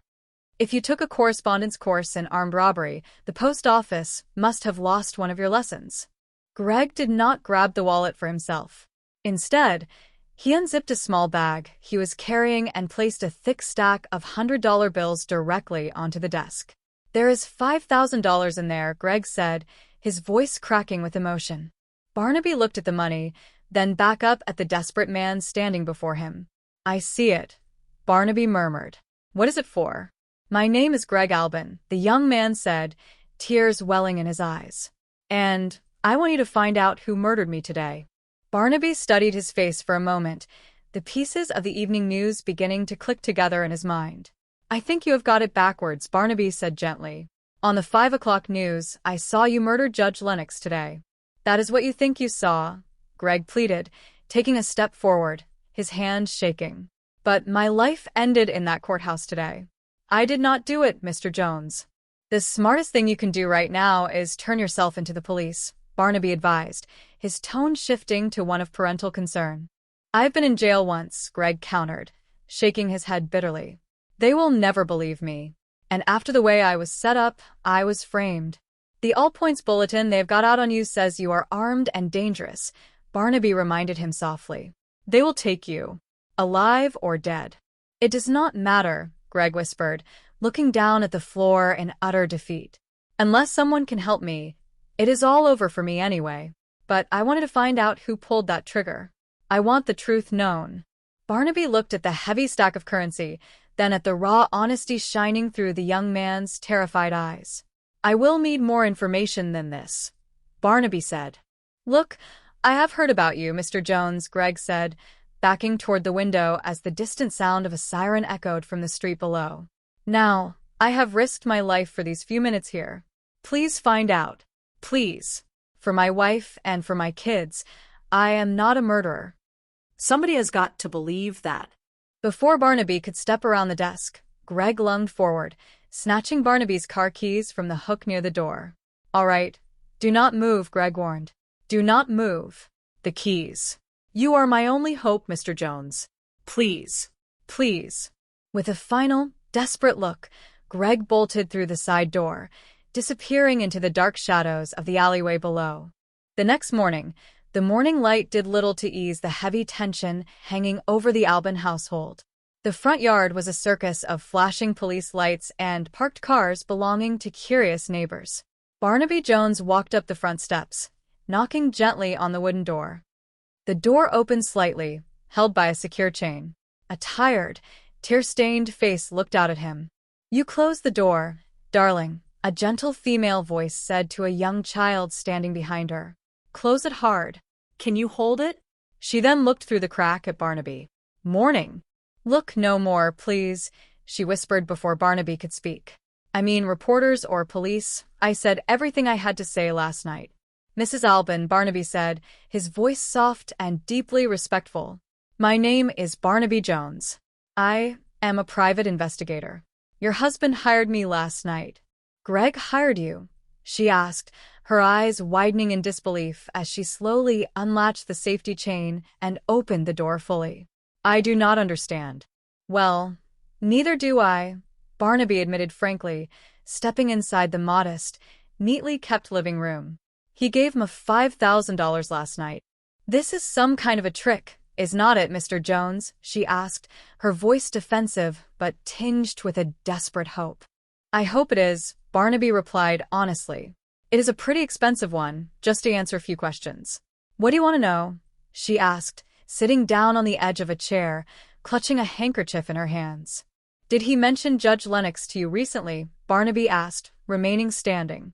He told me he had been behind bars years ago, she explained softly. It was Judge Lennox who put him there. Were you married at the time? Barnaby inquired. Greg escaped from prison about a year before we met, she said, looking up with absolute conviction in her eyes. He was innocent then, and I believe he still is. Well, if he is innocent, he ought to turn himself over to the authorities, Barnaby said gently. I do not know where he is, she said, her voice dropping to a whisper. And if I did, I would not. Mrs. Albin, Barnaby interrupted gently but firmly, this case has had a lot of media exposure. The police will probably find him within a matter of hours. The way he talked last night, he did not intend to be taken alive. Oh, no, she gasped, covering her mouth as fresh tears began to flow. It does not have to end this way. You can help him? Well, that is what he hired me for, Barnaby said, kneeling down slightly to meet her gaze. But I cannot help him unless I can find him first. She hesitated, looking toward her children who were playing quietly in the next room. Do not do that, darling, she called out automatically to her youngest, before turning back to Barnaby with a resolved expression. He started his first machine shop in a little place at 123 Netter Street. He kept it for storage at first when he built a bigger building across town, but whenever he has a difficult problem to think through, he still goes back there. He calls it his hiding place. Thank you, Barnaby said, tipping his hat gratefully. The old storage building on Netter Street was surrounded by a dozen police cruisers, their red and blue lights painting the weathered brick walls in flashing hues. Officers stood behind open car doors, shotguns at the ready. Lieutenant Biddle, a sharp and dedicated officer of the law, stood near the center command post, a megaphone in his hand. Barnaby Jones parked his sedan down the block and hurried toward the perimeter. What the devil are you doing here? Barnaby, Lieutenant Biddle barked, turning around as the older detective approached. Is Albin in there? Barnaby asked, peering past the barricade. Yeah.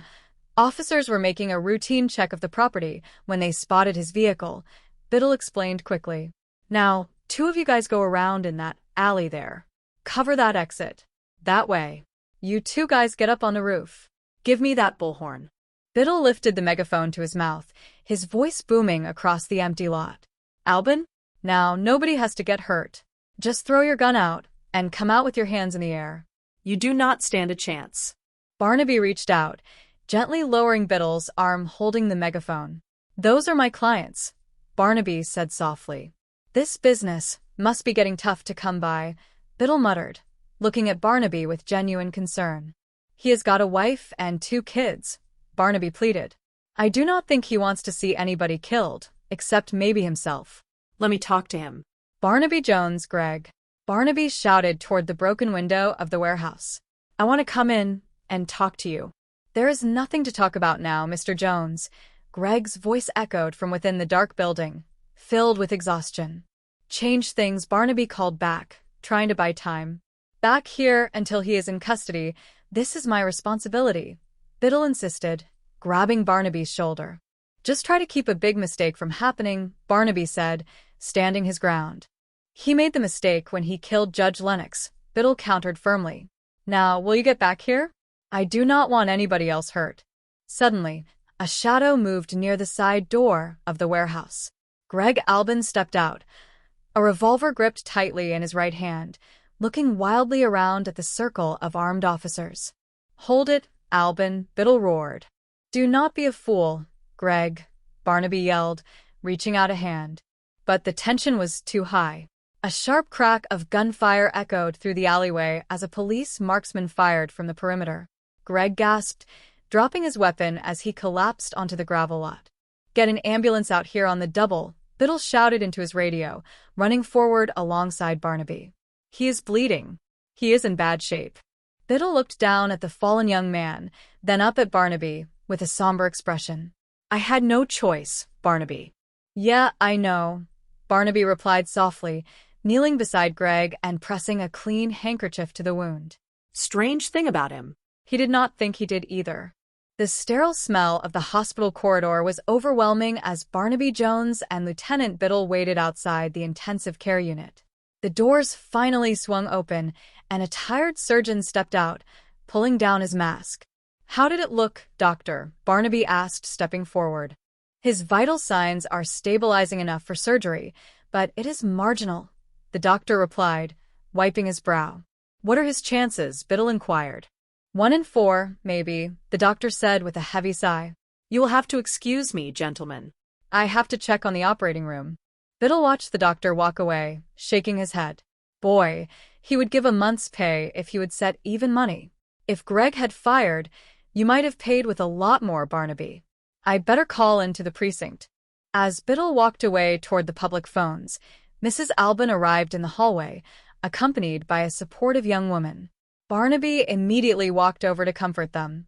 Mrs. Albin, they are preparing to take him into surgery now, Barnaby said gently. He has a fighting chance. Oh, thank goodness, she breathed, leaning against her companion for support.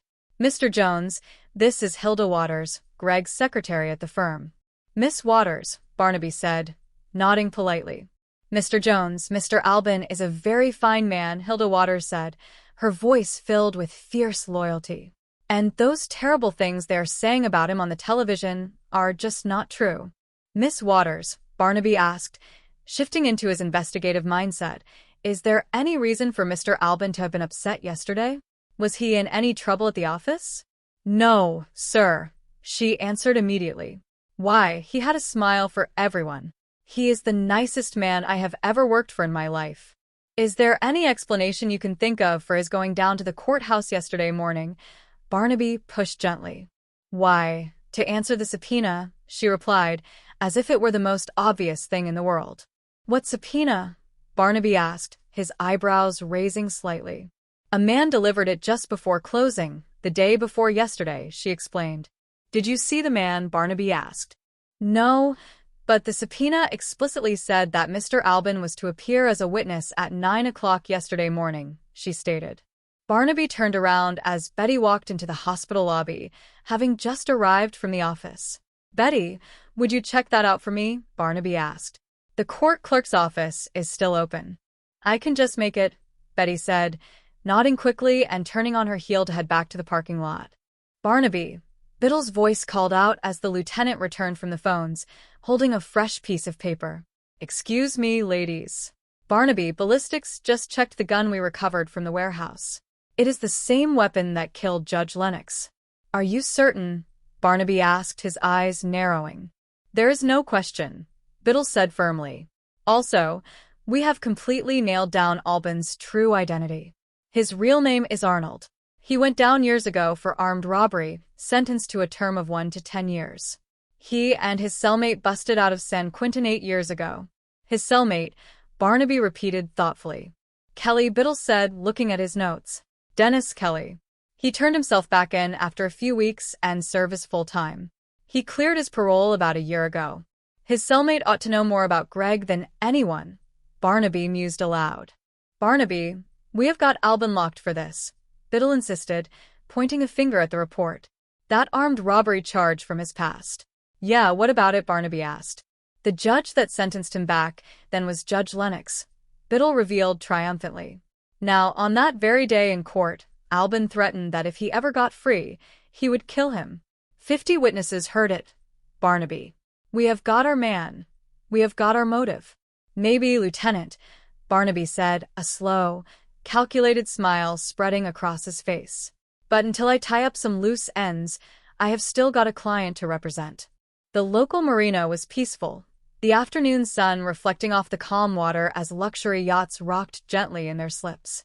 Dennis Kelly was sitting on the deck of a sleek boat, polishing some brass fixtures, when a shadow fell over him.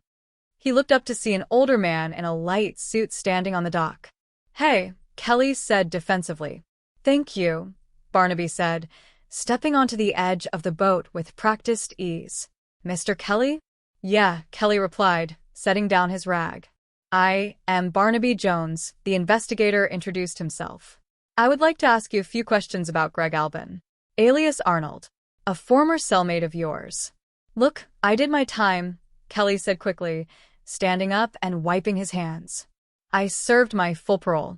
I have not seen or heard of Greg in 8 long years. I am not a police officer, Mr. Kelly, Barnaby said reassuringly. I am a private investigator. I am trying to help Greg in any way I can. I figured you two were close friends. Sit down, Kelly said after a moment, his posture relaxing slightly. We broke out of that place together. You cannot get much closer than that. But you went back, Barnaby noted. Yeah, I got scared, Kelly admitted, looking away toward the horizon. About the same thing that finally happened to Greg yesterday. How is he doing, by the way? Not too well, Barnaby said truthfully. He claims that he was completely innocent of that original armed robbery charge. I was the only truly guilty man ever in San Quentin, Mr. Jones, Kelly said with a dry, bitter chuckle. Did he ever talk to you about Judge Lennox? Barnaby asked, watching the man's expression closely. The hanging judge, Kelly remarked knowingly. I will pass on that question. He is the judge that sentenced you later on, is not he? Barnaby asked. No, I was luckier, Kelly replied. He then paused, shaking his head as if realizing something. Look, I was not entirely straight with you just now. I actually saw Greg about 6 months after I got out of prison. Did he still maintain he was innocent of the old charges? Barnaby asked. Yeah, like always, Kelly said. But Lennox? No, he never truly got over that hang-up. Even the last time I saw him. When was that? Barnaby pressed gently. About a month ago, Kelly revealed. It was like he was right back in that cell block when he talked about him. Lennox was an absolute obsession with him. He wanted him dead, Mr. Jones. Suddenly, a loud splash from the nearby dock interrupted their conversation, followed by a playful cry for assistance. Help! A young woman's voice laughed from the water. Oh, excuse me. I got it. Come on. A beautiful young woman in a swimsuit climbed up the boat's ladder, shaking out her damp hair. Dennis Kelly smiled warmly, reaching out to hand her a towel. Mr. Jones, this is my fiancée, Miss Joan Whitley, Kelly introduced proud. How do you do? Barnaby said, nodding politely. How would you like to dive into a nice, cool daiquiri, Mr. Jones? Joan asked cheerfully, wiping her arms with a towel. It will only take a second to mix up. Well, thank you kindly, Barnaby smiled, tipping his hat, but all my daiquiris come straight from the local dairy. It was nice to meet you. He turned back to the young man. Mr. Kelly? Mr. Jones, Kelly said seriously, leaning forward. It is about Greg's wife and kids. If they need anything at all, money, support, anything, you let me know. Thank you, Barnaby said genuinely. I will bear that in mind. Later that evening, Barnaby Jones stood in a dark, specialized editing room rented from a local news station. The walls were lined with film canisters, and a large projector sat in the center of the room. The door opened, and Betty walked in, carrying a large manila envelope. I got your message to meet you here, Betty said, setting her purse down. What is all this mystery about? Did you get anything from the courthouse records?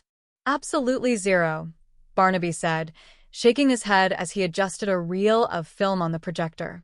I went through every single subpoena record for the last 3 months, Betty reported, sighing as she leaned against the desk. I even went through all of the bailiff receipts in the basement. There is absolutely no record of an official subpoena ever being issued to a Greg Albin or an Arnold. That is exactly what I suspected, Barnaby said, a look of validation crossing his features.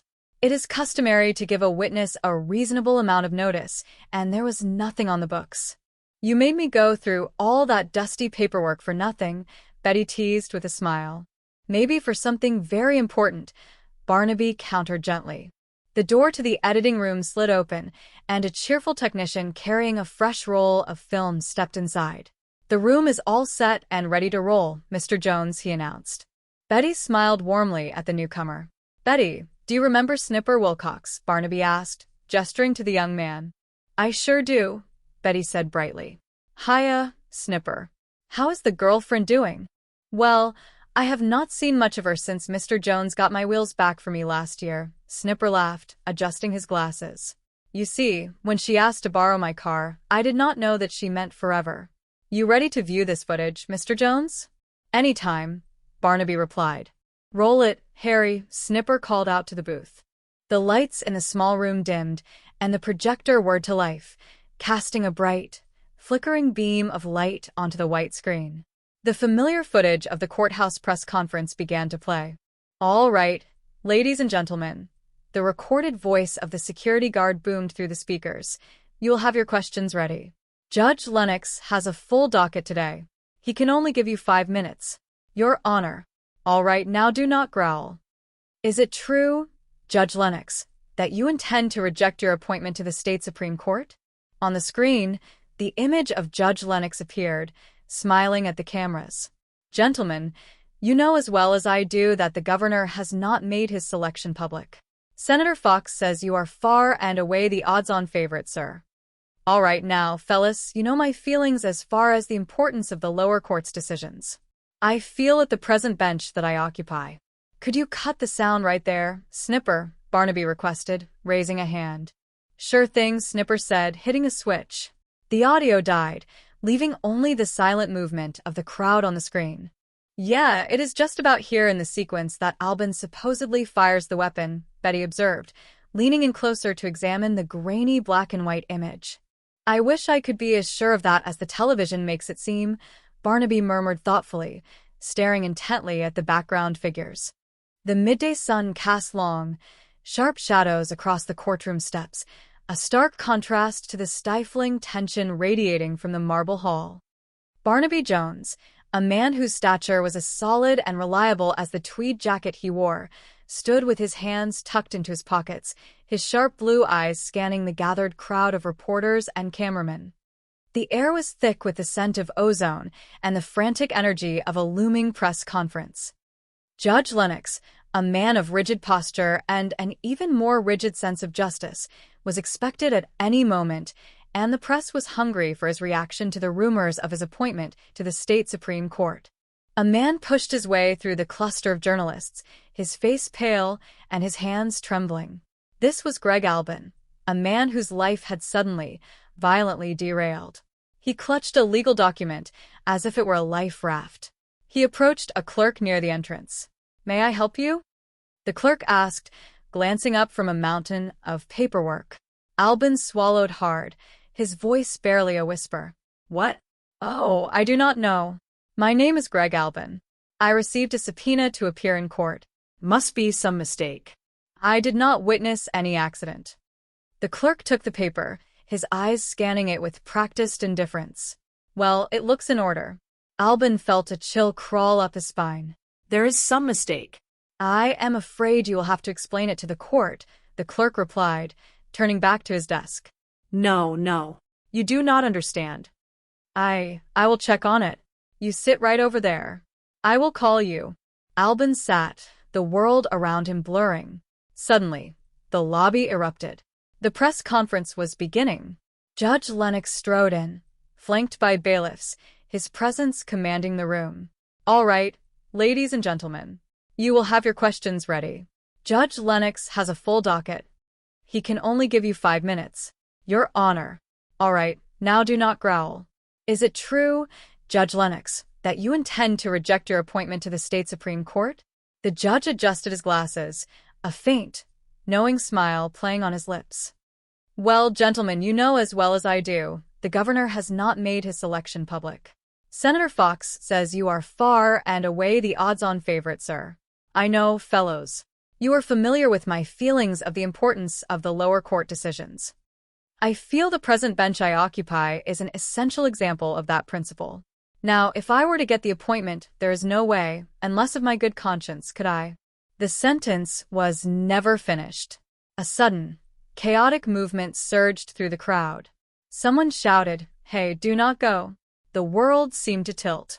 A man in the back raised a weapon, and the sound of gunfire cracked through the air like a thunderbolt. Panic ignited instantly. "Watch out, he has a gun." "Stay away from me. Stay away, all of you. Stay back. Keep rolling, Eddie. All of you, stand back. Do not you follow me. Where are the deputies? Where are the phone lines?" The chaos subsided into a heavy, suffocating silence. "He is gone. He is dead. He is dead. He will fall." Later that evening, Barnaby Jones sat in his office, the quiet rhythm of the city outside providing a soft background to his thoughts. A knock at the door broke his concentration. "Come in," he said. A man slipped inside, his eyes darting toward the window. "Do not move." "You can count on it." "First your gun." "Easy." "All right, now your wallet. Whatever you find in there is not going to make it all worthwhile. I see where you are. If you took a correspondence course in armed robbery, the post office must have lost one of your lessons. There's $5,000 in there." "I see it." "What is it for?" "My name is Greg Albin, and I want you to find out who murdered me today." Barnaby studied the man, noting the desperation behind the fear. "I think you have got it backwards. On the 5 o'clock news, I saw you murder Judge Lennox today. That is what you think you saw. But my life ended in that courthouse today. The smartest thing you can do is turn yourself into the police. I have been in jail once. They will never believe me. And after the way I was set up, I was framed. The All Points bulletin they have out on you says you are armed and dangerous. They will take you, alive or dead. It does not matter. Unless someone can help me, it is all over for me anyway. But I want you to find out who pulled that trigger. I will need more information than this. Look, I have heard about you, Mr. Jones. Now, I have risked my life for these few minutes here. Please find out. Please. For my wife and for my kids, I am not a murderer. Somebody has to believe that." Barnaby sighed, the weight of the moment pressing upon him. "All right, do not move. Do not move. The keys. You are my only hope, Mr. Jones. Please. Please." The next morning, the sun rose over a city that felt vastly different to Barnaby than it had the night before. He arrived at the Albin residence. Mrs. Albin opened the door, her eyes red and puffy. "You close the door, darling. Close it hard. Can you hold it?" "Morning. Look, no more, please. I mean reporters or police. I said everything I had to say last night. Mrs. Albin, my name is Barnaby Jones. I am a private investigator. Your husband hired me. Greg hired you? I do not understand. Well, neither do I. He gave me $5,000 last night. This is some kind of a trick, is it not, Mr. Jones? I hope it is. It is a pretty expensive one, just to answer a few questions. What do you want to know? Did he mention Judge Lennox? He told me he had been behind bars. It was Judge Lennox who put him there. Were you married at the time? Greg escaped from prison about a year before we met. He was innocent then, and I believe he still is. Well, if he is innocent, he ought to turn himself over to the authorities. I do not know where he is. And if I did, I would not. Mrs. Albin, this case has had a lot of exposure. The police will probably find him within a matter of hours.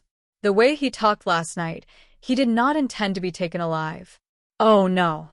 It does not have to end this way. You can help him?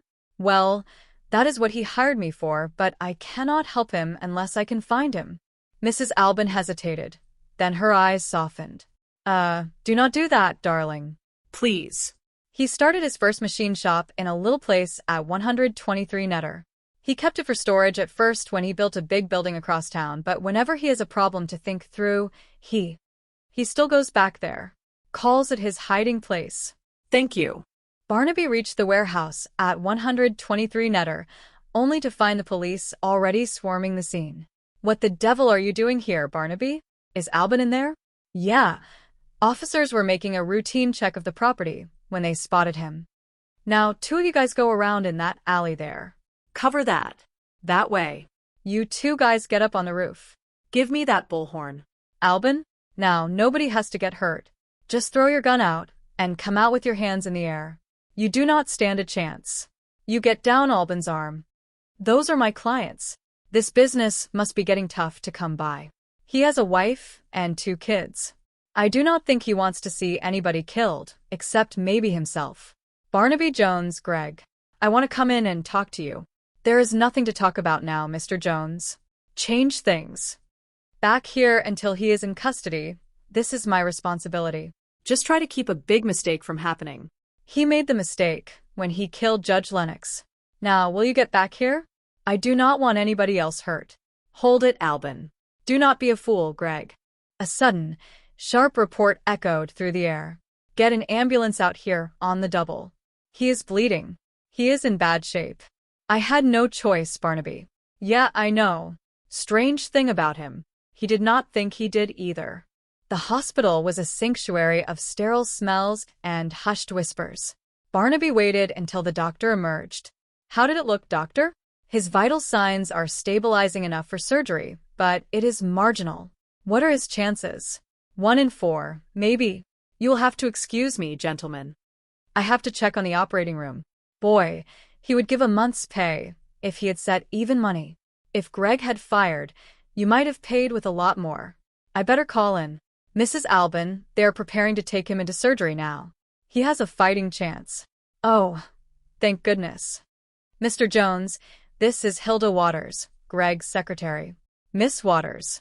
Mr. Jones, Mr. Albin is a very fine man. And those terrible things they are saying about him are just not true. Miss Waters, is there any reason for Mr. Albin to have been upset yesterday when he was in any trouble at the office? No, sir. Why, he had a smile for everyone. He is the nicest man I have ever worked for. Is there any explanation for his going down to the courthouse yesterday? Why, to answer the subpoena. What subpoena? A man delivered it just before closing, the day before yesterday. Did you see the man? No, but the subpoena said that Mr. Albin was to appear as a witness at 9 o'clock yesterday morning. Betty, would you check that out? The court clerk's office is still open. I can just make it. Barnaby, excuse me. Ballistics, just check the gun. It is the same weapon that killed Judge Lennox. Are you certain? There is no question. Also, we have nailed Albin. Real name is Arnold. Went down for armed robbery, 1 to 10. He and his cellmate busted San Quentin 8 years ago. His cellmate? Kelly. Dennis Kelly. He turned himself back in and served his time. Cleared parole about a year ago. His cellmate ought to know more about Greg than anyone. Barnaby, we have got Albin locked.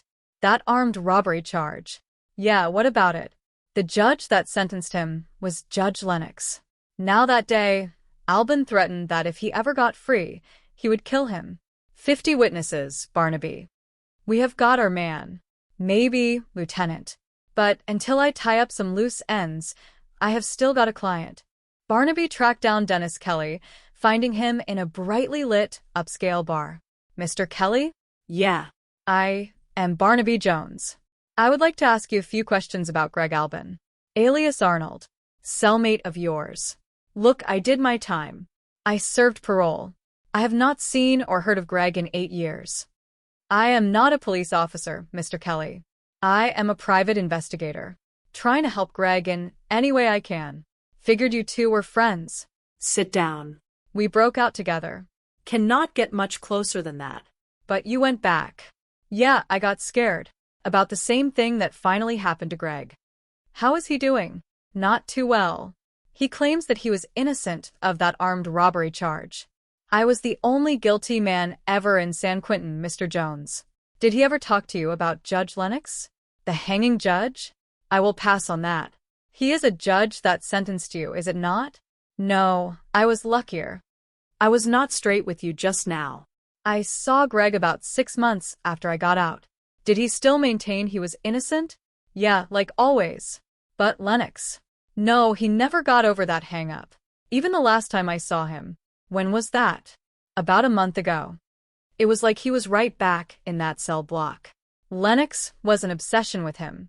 He wanted him dead, Mr. Jones. Help. Oh, excuse me. I got it. Come on. Mr. Jones, this is my fiancée, Miss Whitley. How do you do? How would you like to dive into a nice, cool daiquiri, Mr. Jones? Only take a second. Well, thank you, but all my daiquiris come straight from the dairy. Nice to meet you. Mr. Kelly? Mr. Jones? It is Greg's wife and kids. If they need anything, money, anything, let me know. Thank you. I will bear that in mind. I got your message to meet you here. What is all this about? Did you get anything? Absolutely zero. I went through every subpoena record for the last 3 months. I even went through all of the bailiff receipts. There is no record of a subpoena issued to a Greg Albin. That is what I suspected. It is customary to give a witness reasonable notice.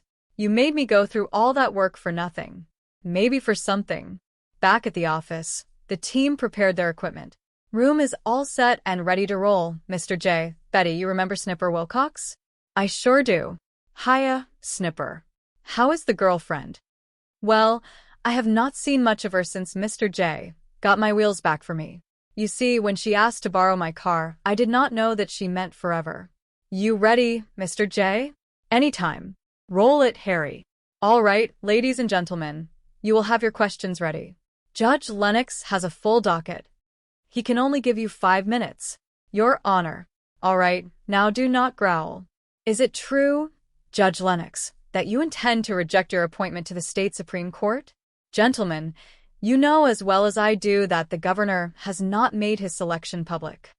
Senator Fox says you are far and away the odds-on favorite, sir. All right now, fellas, you know my feelings as far as the importance of the lower court's decisions. I feel at the present bench that I occupy. Could you cut the sound? Sure. Yeah, it is just about here that Albin fires. I wish I could be as sure as that makes it seem.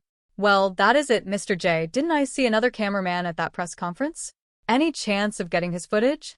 Yeah, maybe. I will take a few phone calls. I would appreciate it. You got it. Call me when you get the other film? Absolutely. The pieces began to fall into place, not as a clean puzzle, but as a jagged, complex structure. Barnaby kept his focus, tracing the threads of greed and influence. Meanwhile, the orchestrators of the plot met in a high-rise office. Yes, that is what I said. Take all the action you can on Calaveras. Have I ever led you wrong? The word from his coach is, the kid's ulcer is acting up 3 hard games. He will not get a racket on former serve. That is right. And we pull the usual percentage. Great. See you when you get to the coast. Kelly, how is it going? Kurtman's contribution from the Midwest basketball action. Yeah, a little better than we expected. This is not. Well, the police will take responsibility for shooting him. Rex, I set Greg up to do some hard time for Judge Lennox's death, not to get him killed. Would you rather have me standing in front of Lennox for that fight-fixing charge? He would have thrown the book at me. I just wish it could have been done some other way. Well, there was no other way. Lennox refused to change a venue. He refused to take himself off the case. He wanted to nail me, Kelly. I know, I just hate to see a good guy like Greg go down for it, that is all. Do not forget, you have got a stake in this too. My lawyer tells me that the judge who is going to hear the case now is good for no more than a 6-month sentence, maybe even suspended. Either way, you may have to take over for a while. Do not worry, I can handle it. Hey, look. Riker took Lennox out, the police have their man, they have their motive, it is over, and it is clean. Just try and forget it. You like that, huh? That will make you feel better when things have cooled down. I will figure out a way to see that Alban's wife and kids are taken care of, okay?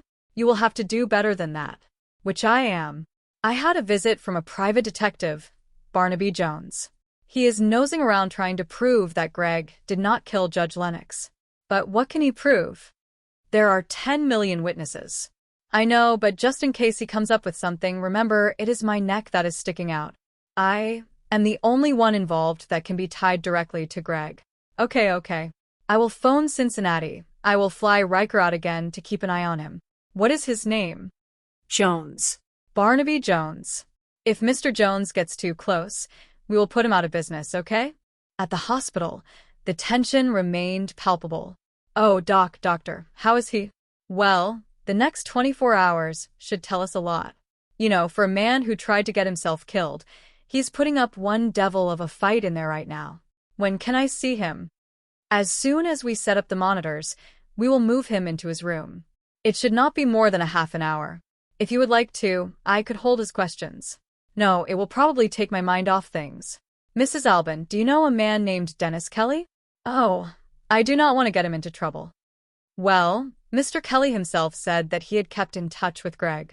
Greg felt very close to Dennis. I think he was grateful that he had someone he did not have to lie to other than me. Did you ever hear him say that he would like to see Judge Lennox dead? Oh no. Greg was.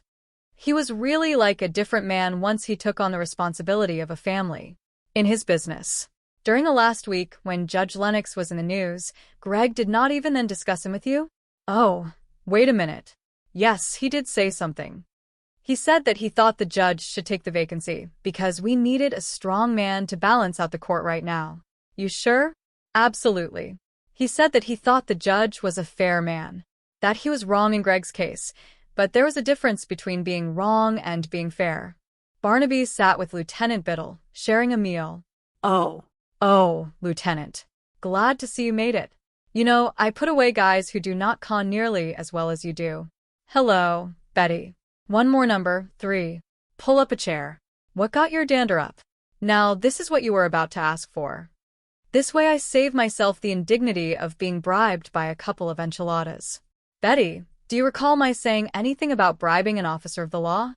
Well, when I invited the lieutenant to join us for lunch, I did drop a hint that you would like to see the files on Greg Alban and Dennis Kelly. Now, if that constitutes bribery, well, Why Dennis Kelly, Barnaby? I just wanted to see a comparison of the record to your model parolee and the vicious escapee who is my client. So now all of a sudden Kelly belongs to me. Who is World Promotion Enterprises he works for? Well, they produce arena events, conventions, rock concerts. What is it, Barnaby? Alban has got to be the lamest case you have ever taken. Why? I would like an answer to that myself. Well, you know that big insurance company down the block? They have a 2-year rider in their policies against payment on suicide cases. Now, what does that have to do with Alban?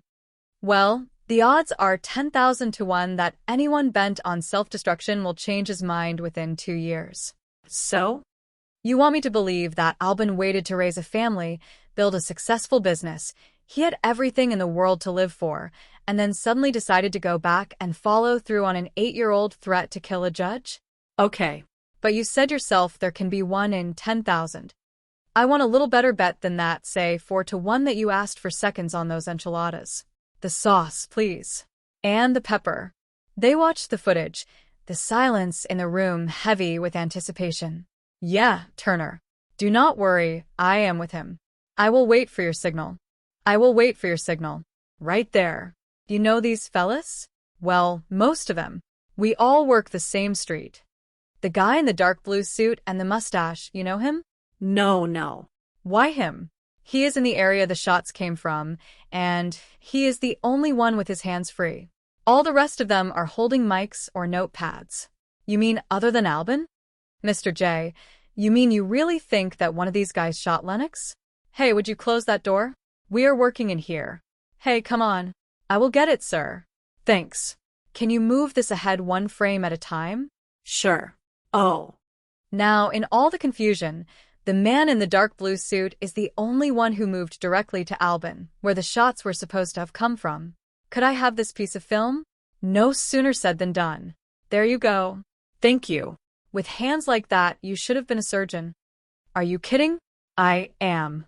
The only problem is that most of my patients have a chance at the box office to die over and over again. Is there anything else I can do for you, Mr. J? What about the trims from the other stations? Well, I spliced them all together in sequence, except for the light cues and the slates. They are really nothing but a bunch of junk. They are at the end of that sequence. I do not mind double features. Go. Okay. As I said, it is nothing but a bunch of junk. A coffee shop. Cameraman can never resist a good-looking chick. Ooh. What do you want to bet? He wants an 8x10 blow-up of that one. You are just about right, because unless my eyesight is failing, that is Joan Whitley, Dennis Kelly's fiancée. Snipper, get your scissors. Got them. For you. Thanks, Snipper. That is one I owe you. Anytime, Mr. J. Bye, Betty. Bye-bye, Snipper. Yeah. What can I do for you? I just came by to pick up the Lennox film. Oh, well, you do not have to do that. I plan to have the cans picked up in the morning. Yeah, well, we need it tonight. Hey, wait a minute. Do not I know you? Yeah, that is right. You are the guy who was with the other reporters in the Lennox film. What are you, with KBX? Yeah, but we would like to look at all of them. Oh. Sure. Why do not I check it out at the station first, okay? Just be a second. Barnaby, sometimes I am not sure whether I should be on the city's payroll or yours. What is the difference as long as the work gets done? Betty, would you get the light? Uh-huh. Oh, I recognize Kelly's mugshot. Who is this? Joan Whitley, Kelly's fiancée. I do not get it. Well, last night, an editor friend of mine ran some film for me. Just blow up. It is from film taken in the corridor of the courthouse just moments before Lennox was shot. Any idea what she was doing there? Well, there is no record of Albin's subpoena. Barnaby thinks that she was used to make Albin think that it was legitimate.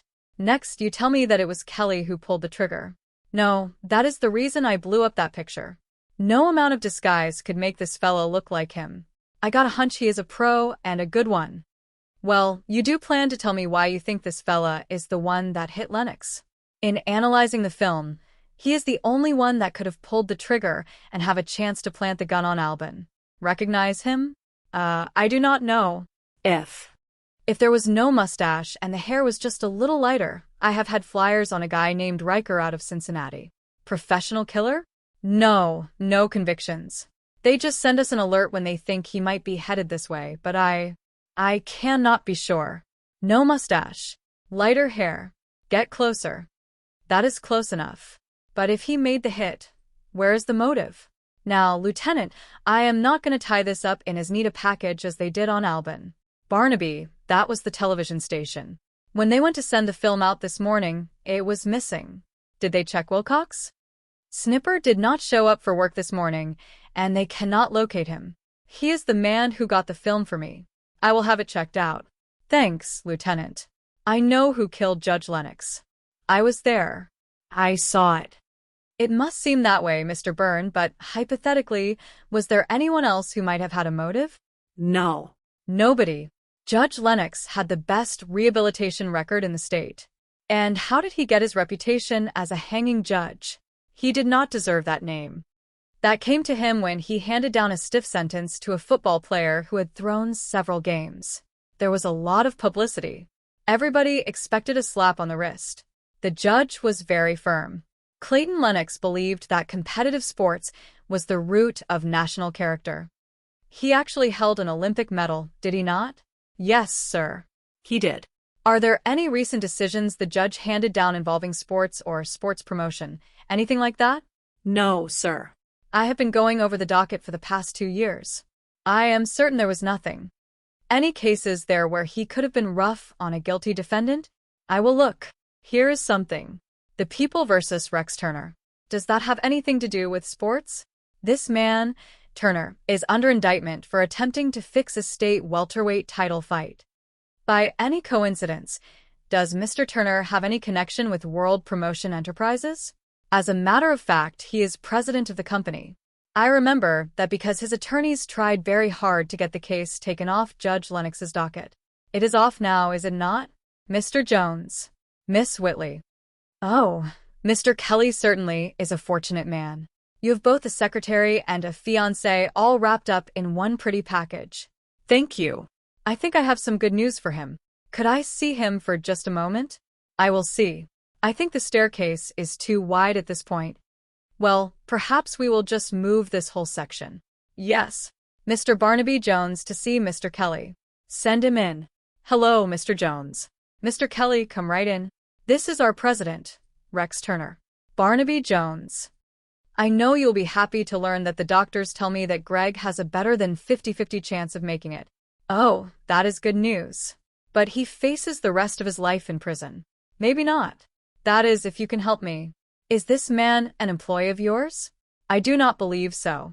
Who is it? I believe his name is Riker. And it could just be that he is the man who murdered Judge Lennox. Oh, come, Mr. Jones.